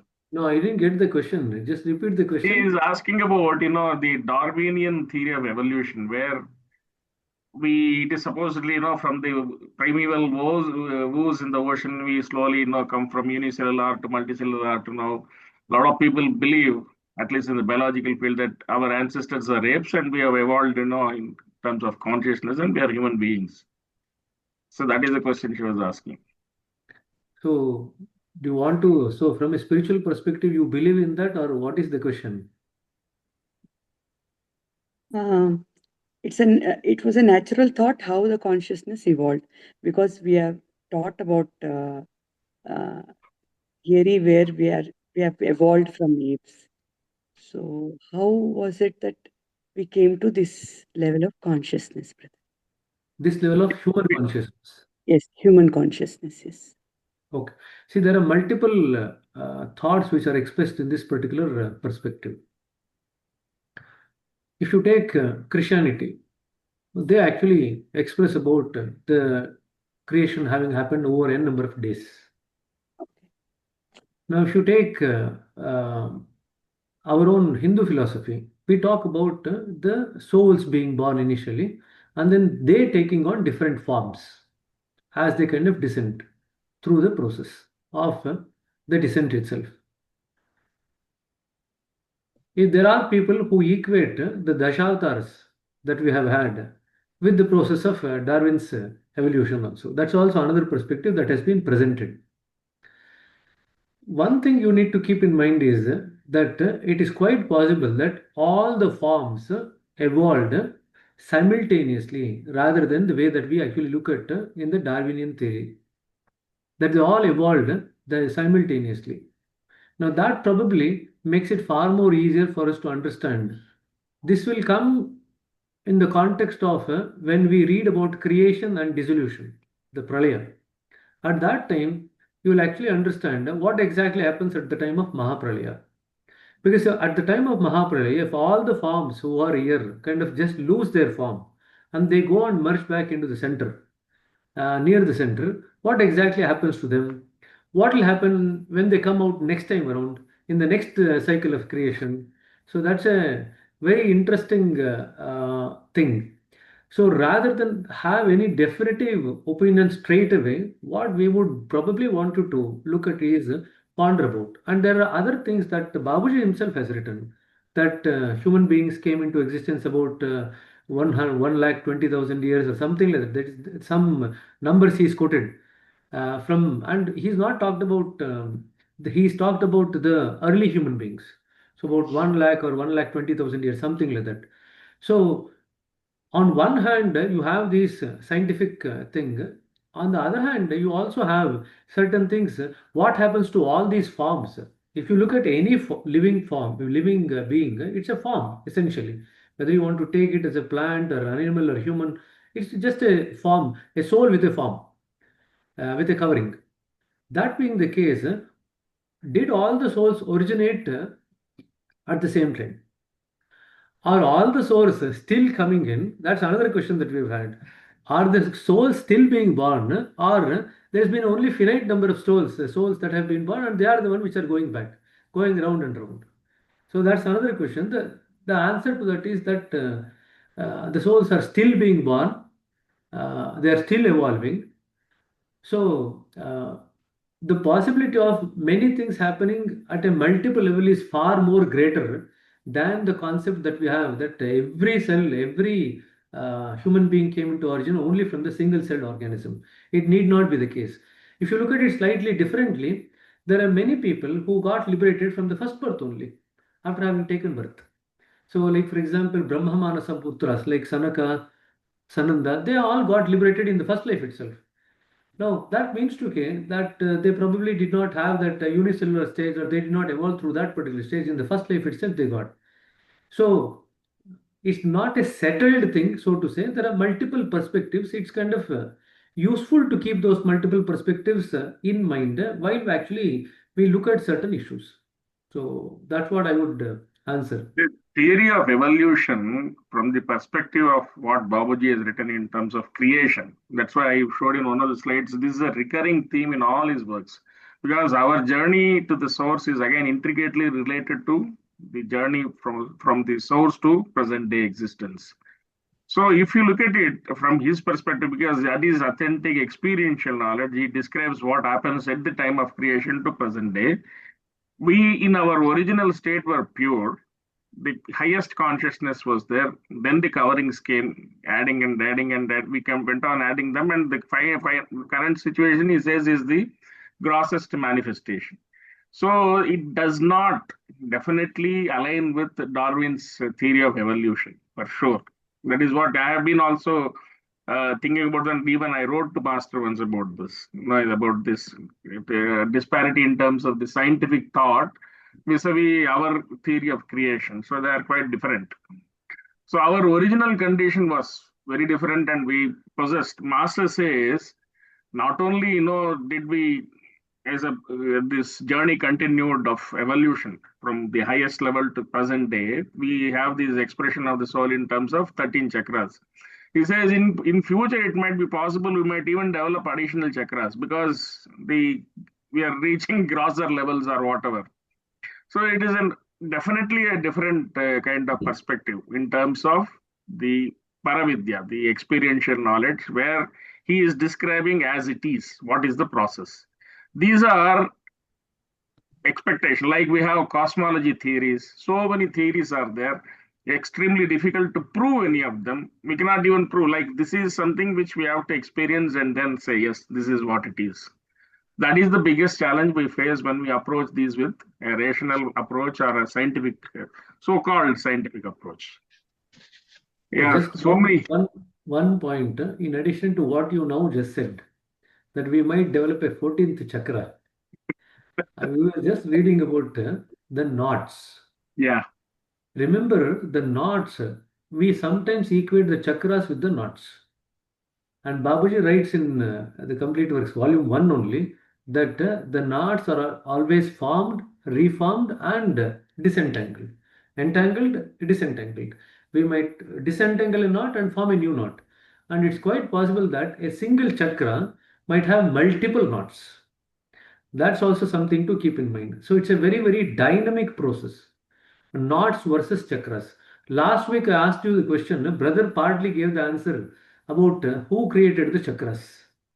Is it the human beings or it is nature which created the chakras? That was the question which was asked. And all of you are generally very intelligent, not to pick up the question from the last session to try and answer. So that's something that I have seen exceptionally applied. So that's the reason I'm bringing back the question. Who created? And partly, brother answered that question in one of the slide today. So I don't know if people actually picked that answer or not. Okay. No problem. Ajitesh, go ahead. Thank you, brother. Thank you. Yeah, so my question is from the second chapter, The Goal of Life, what exactly is the sphere of Mahamaya? And do we cross it in our journey, or is it something separate altogether? The spear of? Mahamaya. So there was the mention of Lord Rama and Lord Krishna descending from the sphere of Mahamaya. Yeah. There's just one line, nothing around it. So I just wanted to have that. See, from a conceptual perspective, to just make it easier for you, the Pind Pradesh is the stage of gross Maya. Okay? So you can have multiple levels of Maya. So the Pind Pradesh is the gross Maya. Then the 6th to 10th is also a state of Maya, although we in our classification call it as part of the ego, evolution of the ego, the mind region, but it's also partly related to the Maya only. And it's a state of subtle Maya. And we discussed last time around, after you cross the subtle Maya, you then enter into the realm of the Mahamaya. And I think one of them mentioned that Ram Shastri brother had mentioned between 11th and 13th point as the Mahamaya. And we discussed last time around that we need to just check with him the references from where, because he's quoted that in his book. So the first to 5 is gross Maya, 6 to 10 is subtle Maya, then 11 to 13 is Mahamaya. Then in the central region, as you go near the center, there is Adi Maya. So 4 levels of Maya. Normally, this is not something that they are going to ask you in the examination, but what you are expected to know in the examination is about the Maya. When they say Maya, it's about the gross Maya, which is between the first to 5 points. So this is the kind of classification. So in other words, Maya is there from the time of creation till now. At all levels, the Maya is there. But the kind of Maya that we exposed to are different in terms of the subtlety. So that is why it is given different names. You have the Adi Maya, and then the Mahamaya, then the subtle Maya, and then the gross Maya. Our journey ends once we have crossed the state of the Adi Maya also and established in the state of the Tam. That is our destination. That is where we are going to ultimately end up, which is beyond the realm of the Adi Maya also. Okay. Harshvardhan. I request Dr. Raghu to please elaborate on the syllabus of the examination, sir. What is the syllabus for the closed Oh, you section had and the... asked this question. So I asked you to come and ask the same question here. Yes. You know the syllabus, so you have no doubt. There are 3 books that you are supposed to read. The Complete Works, Volume 1, Babuji, The Heartfulness Way, and Simple Heartfulness Practices. From the Simple Heartfulness Practices, they might probably give you some questions about detox, different detoxes. The rest of the practices in relation to the 9-page document that we have shared, that is where they are going to ask you from. The rest of the practices. So there is 2 parts of the examination. One is a closed book exam section and other one is an open book section. The closed book section is related to the practice. So it could be anything related to meditation, anything related to cleaning, the prayer, various other things. The point A meditation, point B cleaning, the prayerful suggestions, all these things are part of the section A. The questions from the conceptual part or the understanding part, which is more related to what is it that you have grasped about the literature, that is in the section B, which is an open book section. So in most of the people actually do reasonably well in the closed book section because they know that they have to do. They cannot take the book anyway. So they actually prepare pretty well. But when it comes to open book section, somehow their preparation is lacking. They take it, what do you say, uh, for granted that they'll be able to find whatever is asked because they have the open book. And they actually lose so much time trying to search for certain things in the book. The reason is you don't know what is where in the book. If you know what is where, at least if you are thorough to that extent, where to look for a particular answer, then you will be able to finish the paper within about 2 hours. It doesn't take actually too much time. Only when you have difficulty finding out where what is, then you will end up taking more than 3 hours, and many people end up leaving questions. So the last aspect is that there is no fixed criteria. that it should be 50-50. In some papers, it could be 60-40, it could be 40-60, it could be 65-35, 35-65, any combination is possible. Our job is to prepare for all combinations and not to worry too much about how many marks for which section. Okay. Last part is that you will be given very clearly whether that particular question is going to have a negative mark or not. So that being the case, you can actually look at it, and then if you are very clear about the examination, the answer, then you can attempt to answer that question. If you are a bit unsure, then you might need to think twice, depending on the probability that to what extent you are sure or unsure. If you feel that reasonably you've got a hunch of the answer, you can apply and write the answer, take a reasonable attempt. But if you are totally unsure and it's going to be a wild guess, it's better not to answer. So all these things, anyway, we will discuss as we come nearer to the exams. But if you know this much as of now, that will be sufficient. Okay. And go to the examination with the good preparation of the heart and the mind. Go with confidence. Okay. Don't go with fear. Go with the confidence that master is there with you and you have done your bit. Then whatever needs to happen on the examination day will happen. Master's hand will guide you. Not to worry. Okay. Okay, sir. Brother Ramesh. Namaste, brother. Maybe this is a very basic question. What is the difference between master and guru? Is there any difference? We spoke about, we don't utter in the prayer, we utter the word, "Oh Master." Oh, master. In that particular context, we don't utter the word Guru there. When Babaji writes very clearly in the same Guru chapter that the only ultimate master is God only, the center only. Okay?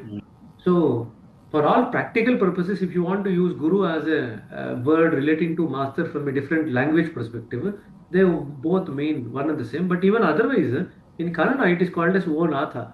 It is not called as O Guru. In Hindi also same, Hey Nath.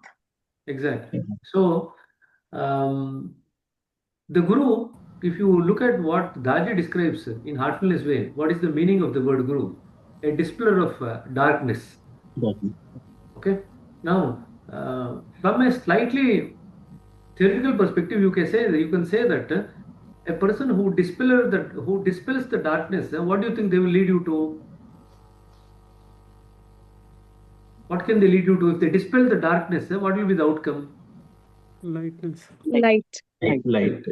But remember, where we have to go is beyond light and darkness. So in that way, if you were to take the Guru as defined by the dispeller of darkness, masters means a lot more than a Guru. Guru is only somebody who can take you from darkness to light. But our journey is not going to end at light. We have to go far beyond the light, beyond darkness and beyond light to be able to establish ourselves in the state of reality. So in that context, the word master probably encompasses the entire journey than the word Guru.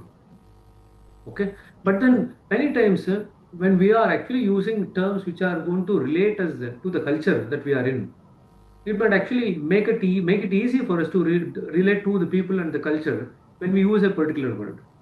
For example, in our system, Guru is something that is being used in Sanskrit, in Kannada, all those languages. So it becomes easier for us to relate to our culture and our people when we use the word Guru. And you have the famous shloka also using the word Guru. Right? Yes. Guru Brahma, Guru Vishnu, Guru Deva Maheshwara, Guru Sakshat Parabrahma, Tasmai Shri Guruve Namaha. Even there again, if you just look at the third line, it says Guru Sakshat Parabrahma, Tasmai Shri Guruve Namaha. So that being the case, you can say that when there's a particular reason why Babaji used the word O Master in the prayer and not O Guru in the prayer. Okay, so it's something that we need to ponder about. There are various conceptualizations that we can make, but in a general way, you can take that master means something much more broader, something which is going to take you to a further part of the journey than just a dispeller of Guru, which is the literal meaning of the word Guru. Okay. So master is a superset of guru or yeah. Exactly. You can put it as square or cube. Yes, yes, brother. Yeah, thank you.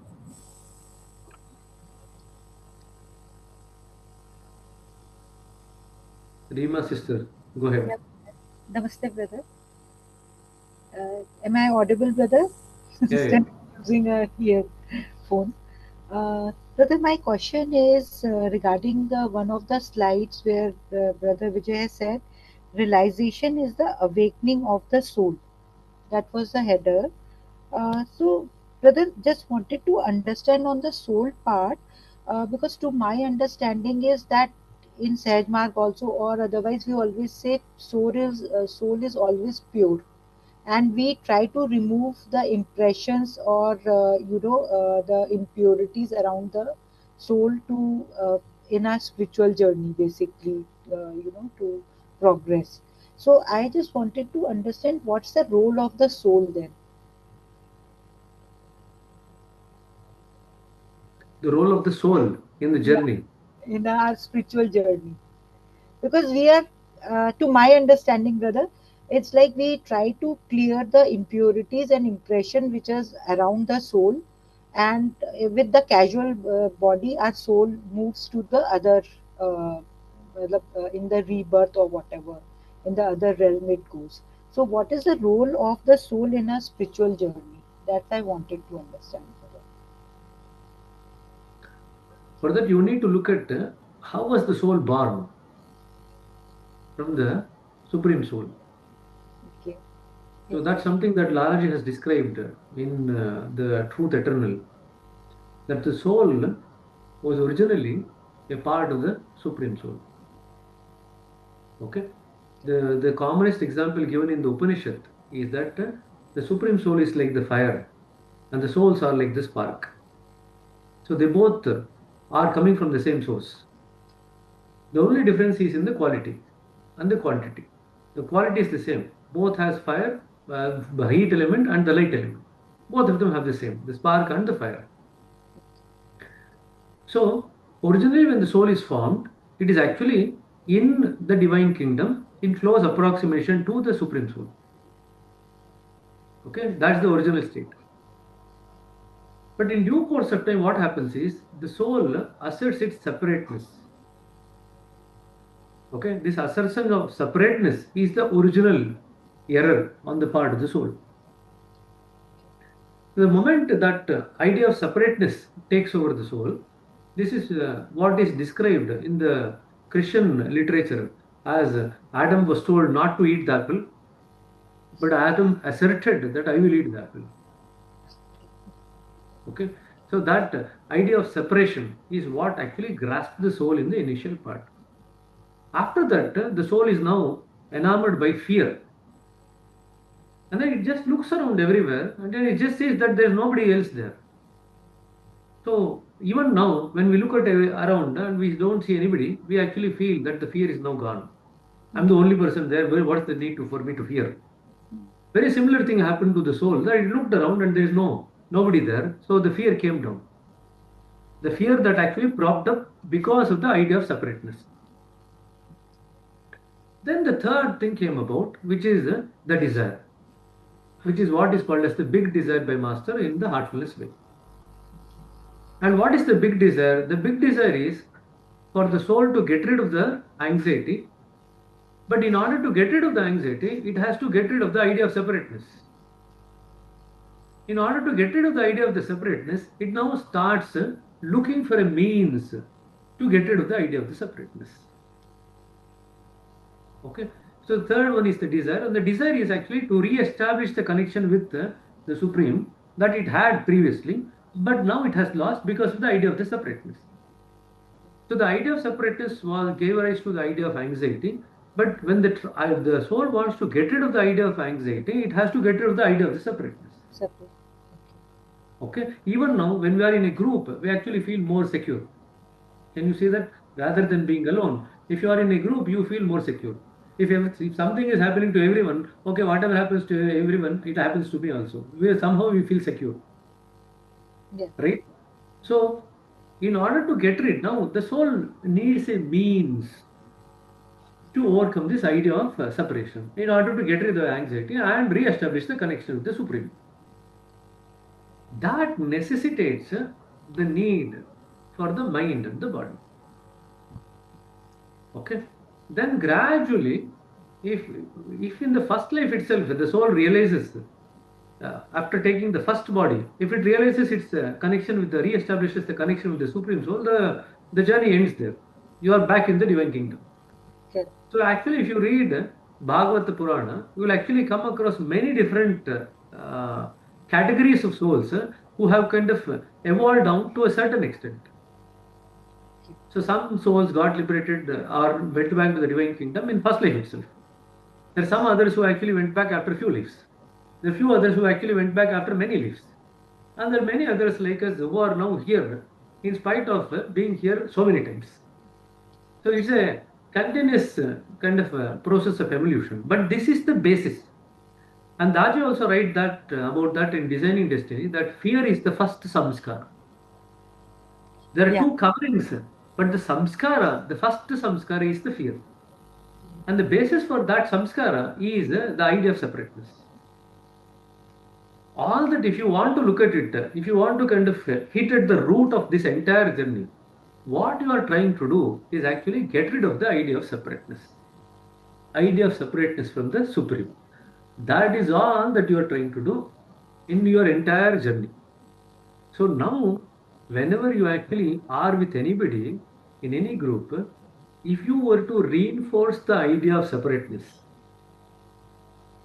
it's actually going against the tenet of why you are born here. At any level. Oh, no, I am separate from the rest of them. Okay. Now, it could be because of knowledge, it could be because of spiritual condition, it could be because of spiritual progress, whatever. If we were to assert the idea of separateness, then we are actually going against the very tenet for which we are actually born.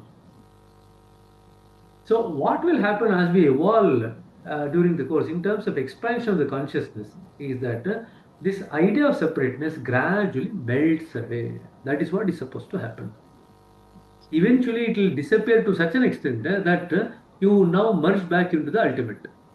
You remember the Rumi's statement that the brother read today, that it is not that the ocean, the drop is going to merge into the ocean, it's just that the drop itself contains the ocean.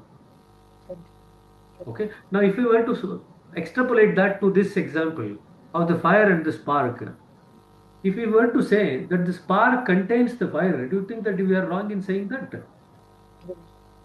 The spark inherently contains the fire. If appropriate conditions are actually given for the spark, the spark actually converts back into fire, which is the center. Right. Okay. Right. Thank you, brother. No problem. Veta Rao.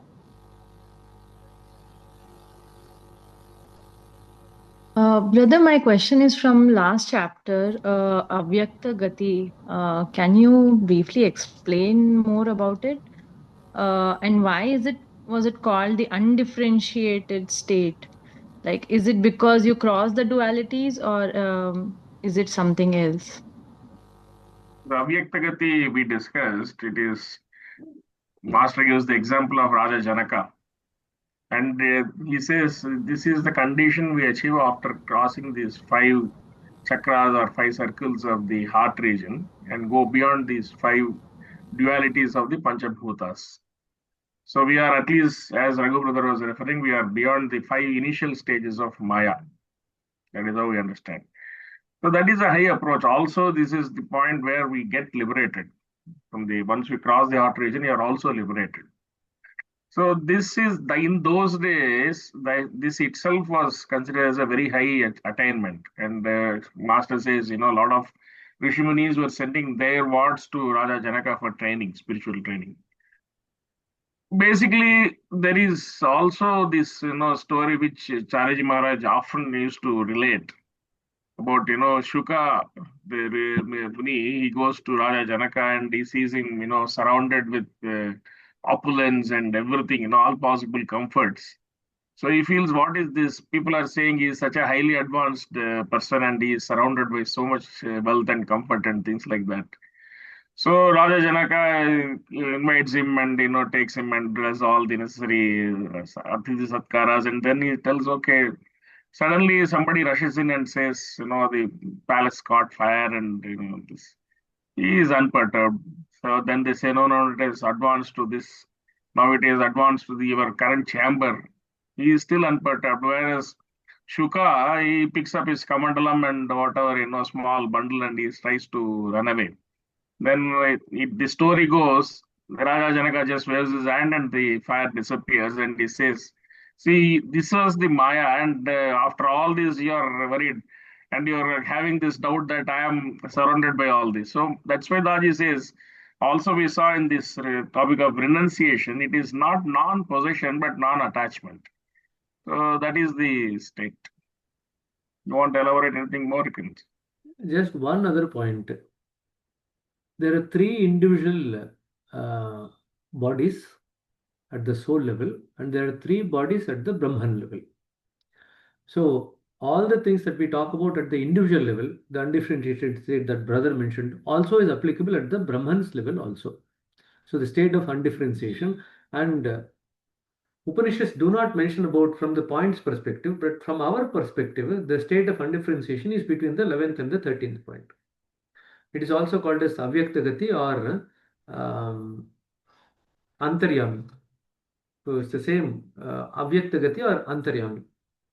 So just remember that the same three bodies that we have as an individual, the Brahman also has three bodies, and Lalaji has elaborated about that in the Truth Eternal. If you want to kind of just have a look at it, please look at that.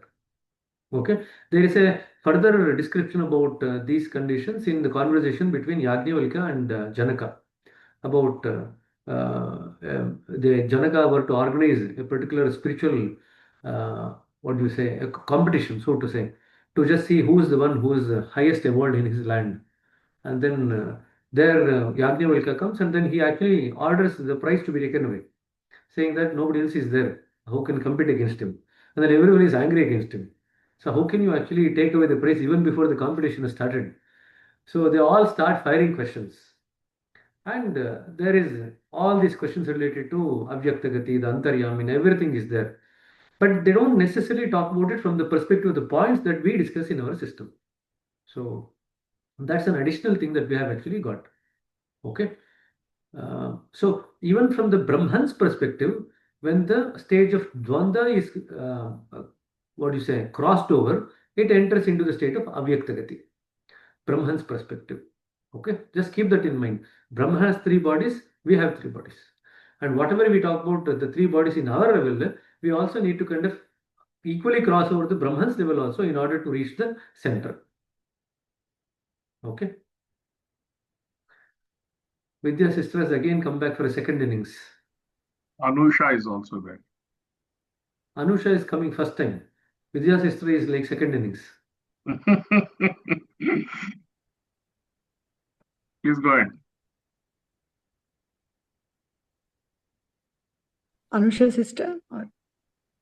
Vidya sister, you can go ahead. Thank you, brother.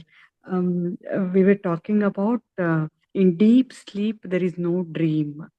But do we feel anything in deep sleep, brother? You can have a deep sleep tonight and then tomorrow morning tell us. Message me. Okay.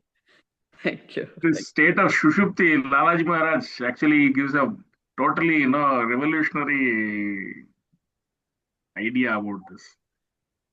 You please read in that, Truth Eternally explains about this state of sleep, samadhi, how they are akin to. So I don't want to break that, sense of suspense. Please read. Okay. He explains actually. It is a common denominator where he says it applies to everybody and things like that. Yeah. Okay. Thank you. So but still you can experience it.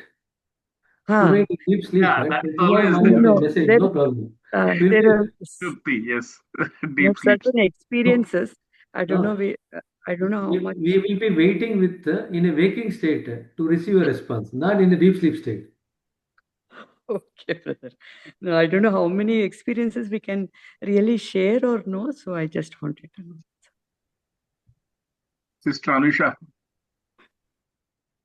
Hello, brother. I have a question. In Whispers, we always read about spiritual entities. So, are we referring to the subtle bodies, or I just want to understand the spiritual entity part in the Whisper when we always read the messages?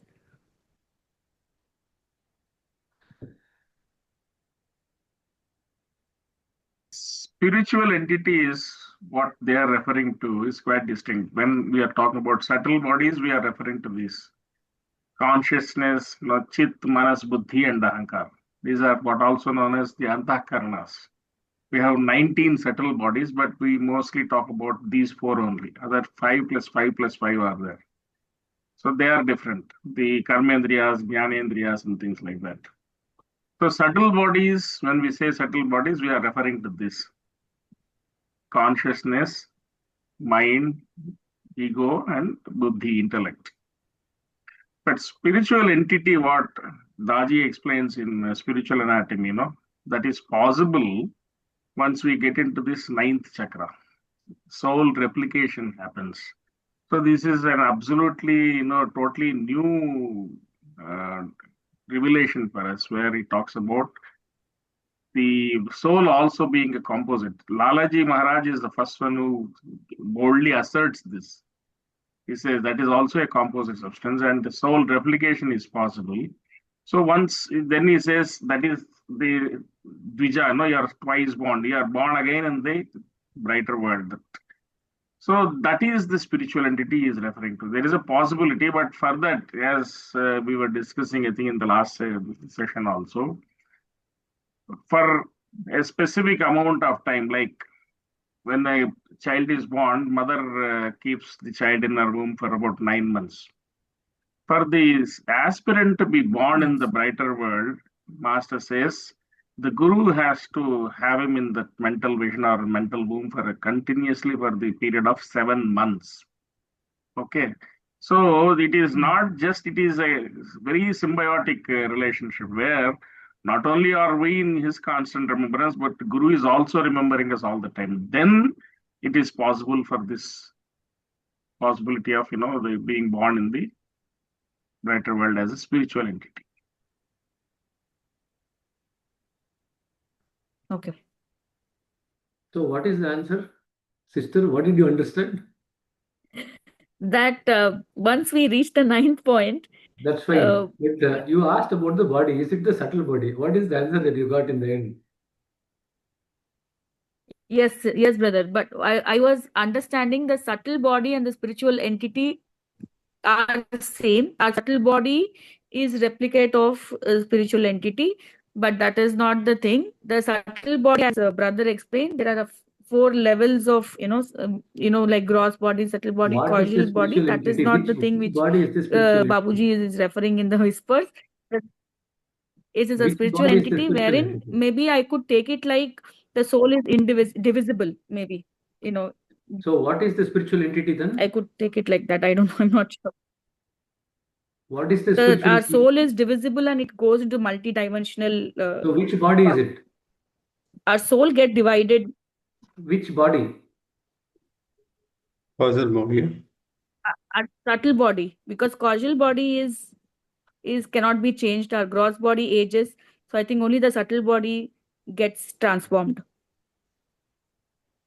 I will come back to the same question again. So the spiritual entity is which body? According to what brother explained. It's not the physical body. It's causal body. It is the causal body. It is not the subtle body or the physical body. It's only the causal body that gets divided. Okay. So also we call it as a causal body, no? Sushma. So that is what actually makes the progress faster after the 9th point. When this is actually But brother, soul is eternal, no? But soul is eternal, no? How it can be divided? That's my follow-up question, because it can't be transformed. That is exactly what brother spoke about. That Lalaji was the first person to say that the soul is also divisible. Is it? Is also a composite. Okay. Unlike the seers of the past who said that the soul is indivisible, Lalaji Maharaj said that the soul is also divisible, like the subtle body is divisible. You can have multiple copies of the subtle body. You can also have a division of the causal body. And one division of the causal body, actually, after the nourishment in the master's mental womb, is then allowed to take birth in the brighter world. What exactly happens is that now you have two entities of one.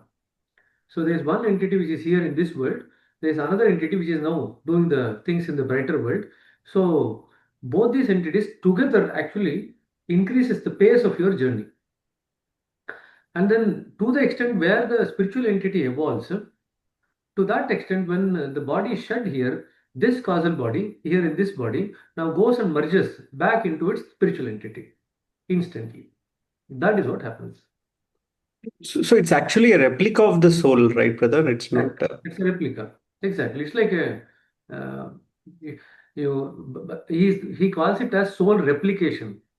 Photocopies. That is the word used, soul replication. Now, whether you want to look at it as a Xerox copy or division into two, we will leave it to your imagination. But it's a soul replication. It replicates. In other words, it makes another copy of itself. Yeah, but I have just probably one small additional question to this. So in the Yatra Garden, we have the SC in point 10, whereas as you rightly mentioned, the replica happens in point 9. And the Babuji looking at the SC is at point 10. So probably, maybe that was the reason I was remembering as point 10, and then when you clarified, I understood. So I didn't understand why it is not in point 9 and rather why in point 10. Okay, good. All of you people are thinking about spiritual entity. Eh? I thought you wanted to live life here. Brother, I have one more follow-up question. There are three states, we say: No, state please of clarify. Is negation, it a one state minute, of sister? thumb, and Sister, state one of minute, 1 minute. insignificance. Are all these states similar, to the going to the center, or how it is differentiated, the conditions?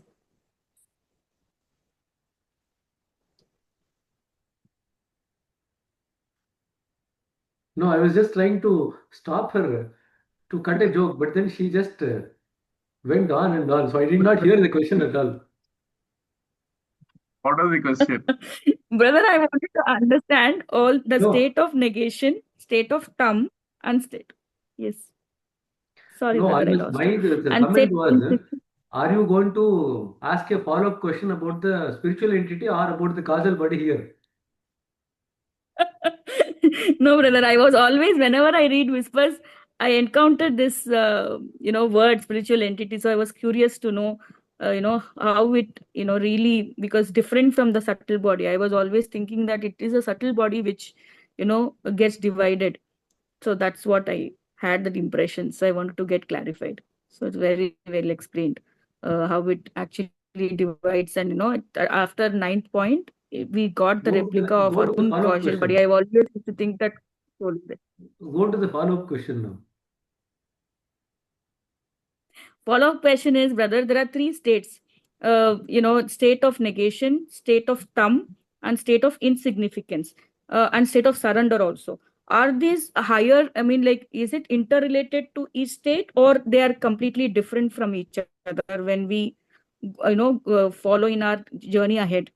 So, how are these states, gets reflected in an Abhyasi's life? There are four states that come as you evolve higher and higher. So the first stage is the stage of surrender. Next stage is the stage of insignificance. Third stage is the stage of negation. Fourth stage is the state of thumb. Okay. So there are more and more subtler conditions that you actually get into as you progress. Okay. Now, as far as the second part of the answer is concerned, very simple and direct. You can actually read about the state of surrender, state of insignificance, and negation, and the state of thumb in spiritual anatomy. That would be the answer to the second part. But then this is the sequence: surrender, insignificance, state of negation, and state of thought. This is the sequence in which we all evolve. Okay.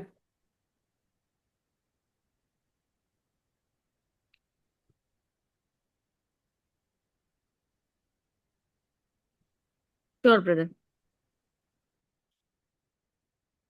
Let's put a slide. Can you see that? Surrender first, then insignificance, then you go to the state of negation, lastly the state of thought. Okay.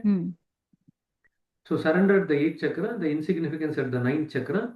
As and when we enter into the central region, that's the state of negation, and then when we go to the center, that is the state of thought, near the center.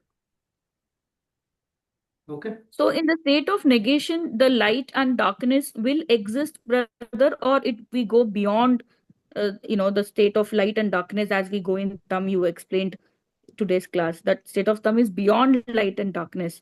So in the state of negation, there is kind of a vacuum, or we still have the light or darkness there in the negation part when we have that condition. The answer to your question Very is curious. the answer to your question is let us keep you in the darkness till we come to that state. Okay. I will grow in the gray part, brother.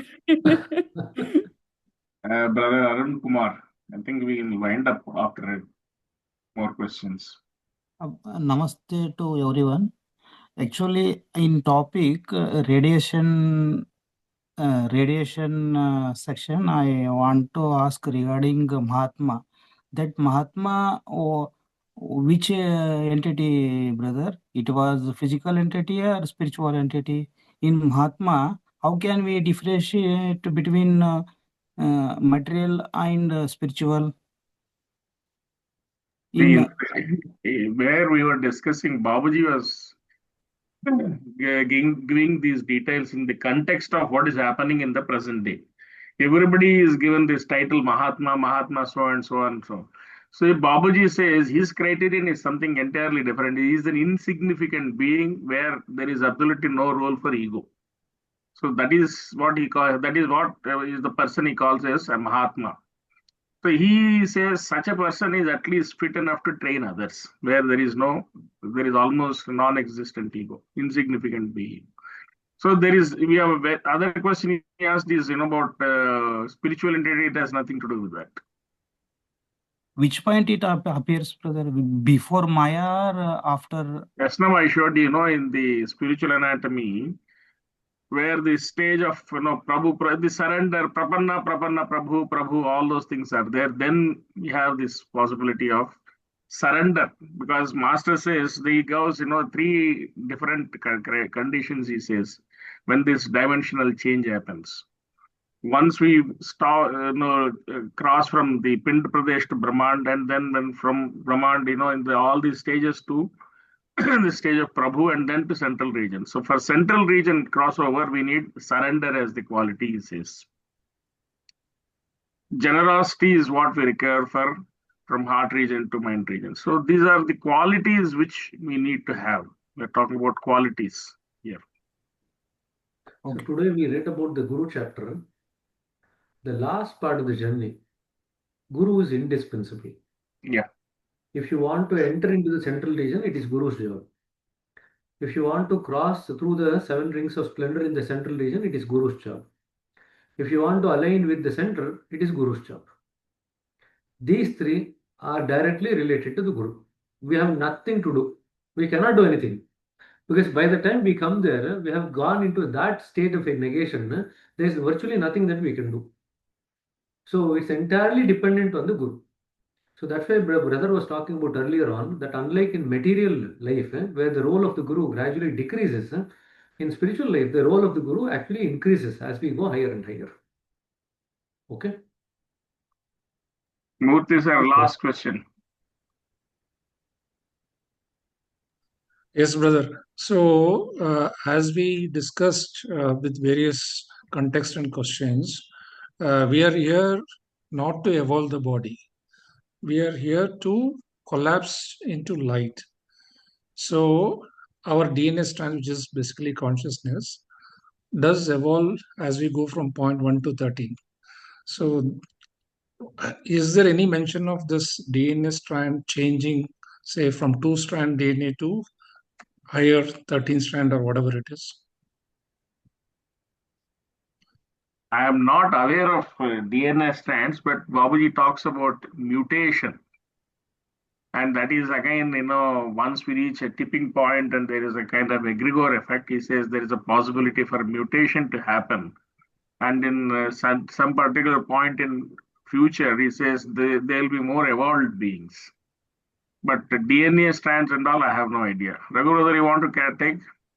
We can only speculate that it is possible through the changes in the DNA. If you want to take the DNA as a base, and the mutation is probably going to happen in the DNA only. But we have not come across these 13 strand, 12 strand. I read that in the chat box, but we have not come across anywhere in our literature, at least, as far as we are concerned. So it could be, see, there are various conceptions of how human beings might evolve in future. This could be one of the conceptualizations. And there are multiple dimensions that people speak about, 11 dimension, 31 dimensions, so many other concepts are there. So as far as we are concerned, for the time being, I think let's stick to the thing that we are supposed to have right in front of us, which is trying to get the literature well grounded and pass the exams so that you can become preceptors. There is a lot of time to actually go through many other concepts as you evolve as a preceptor also and as an abhyasi in due course of time. Okay. So thank you, brother. Thank you. Shall we close? It's already 2.5 hours. They are very patient. Actually, I wanted to check with all of you whether we can have an additional, session in a week instead of only Tuesdays and Fridays, because at this pace we are doing one chapter per session. So we have basically 9 chapters if we exclude my vision, and the 9 chapter realization is a pretty big one. So I thought it will itself take one. There are a couple of chapters which are smaller. We can try to club 2 of them for one session. But you tell me if what is the case is. Next is spiritual training, the 5th chapter. So constant remembrance, faith, and those things we can surrender. Maybe you can club a couple of chapters each. So let me know. We'll talk about this in the subsequent session. How to go about, because we have a clear cutoff which brother Raghu brother has been giving us, that by about 7 or 8 sessions we have to close this, and also not step into the last week of this month. Okay. Shall we close? Raghu brother, you can stop recording.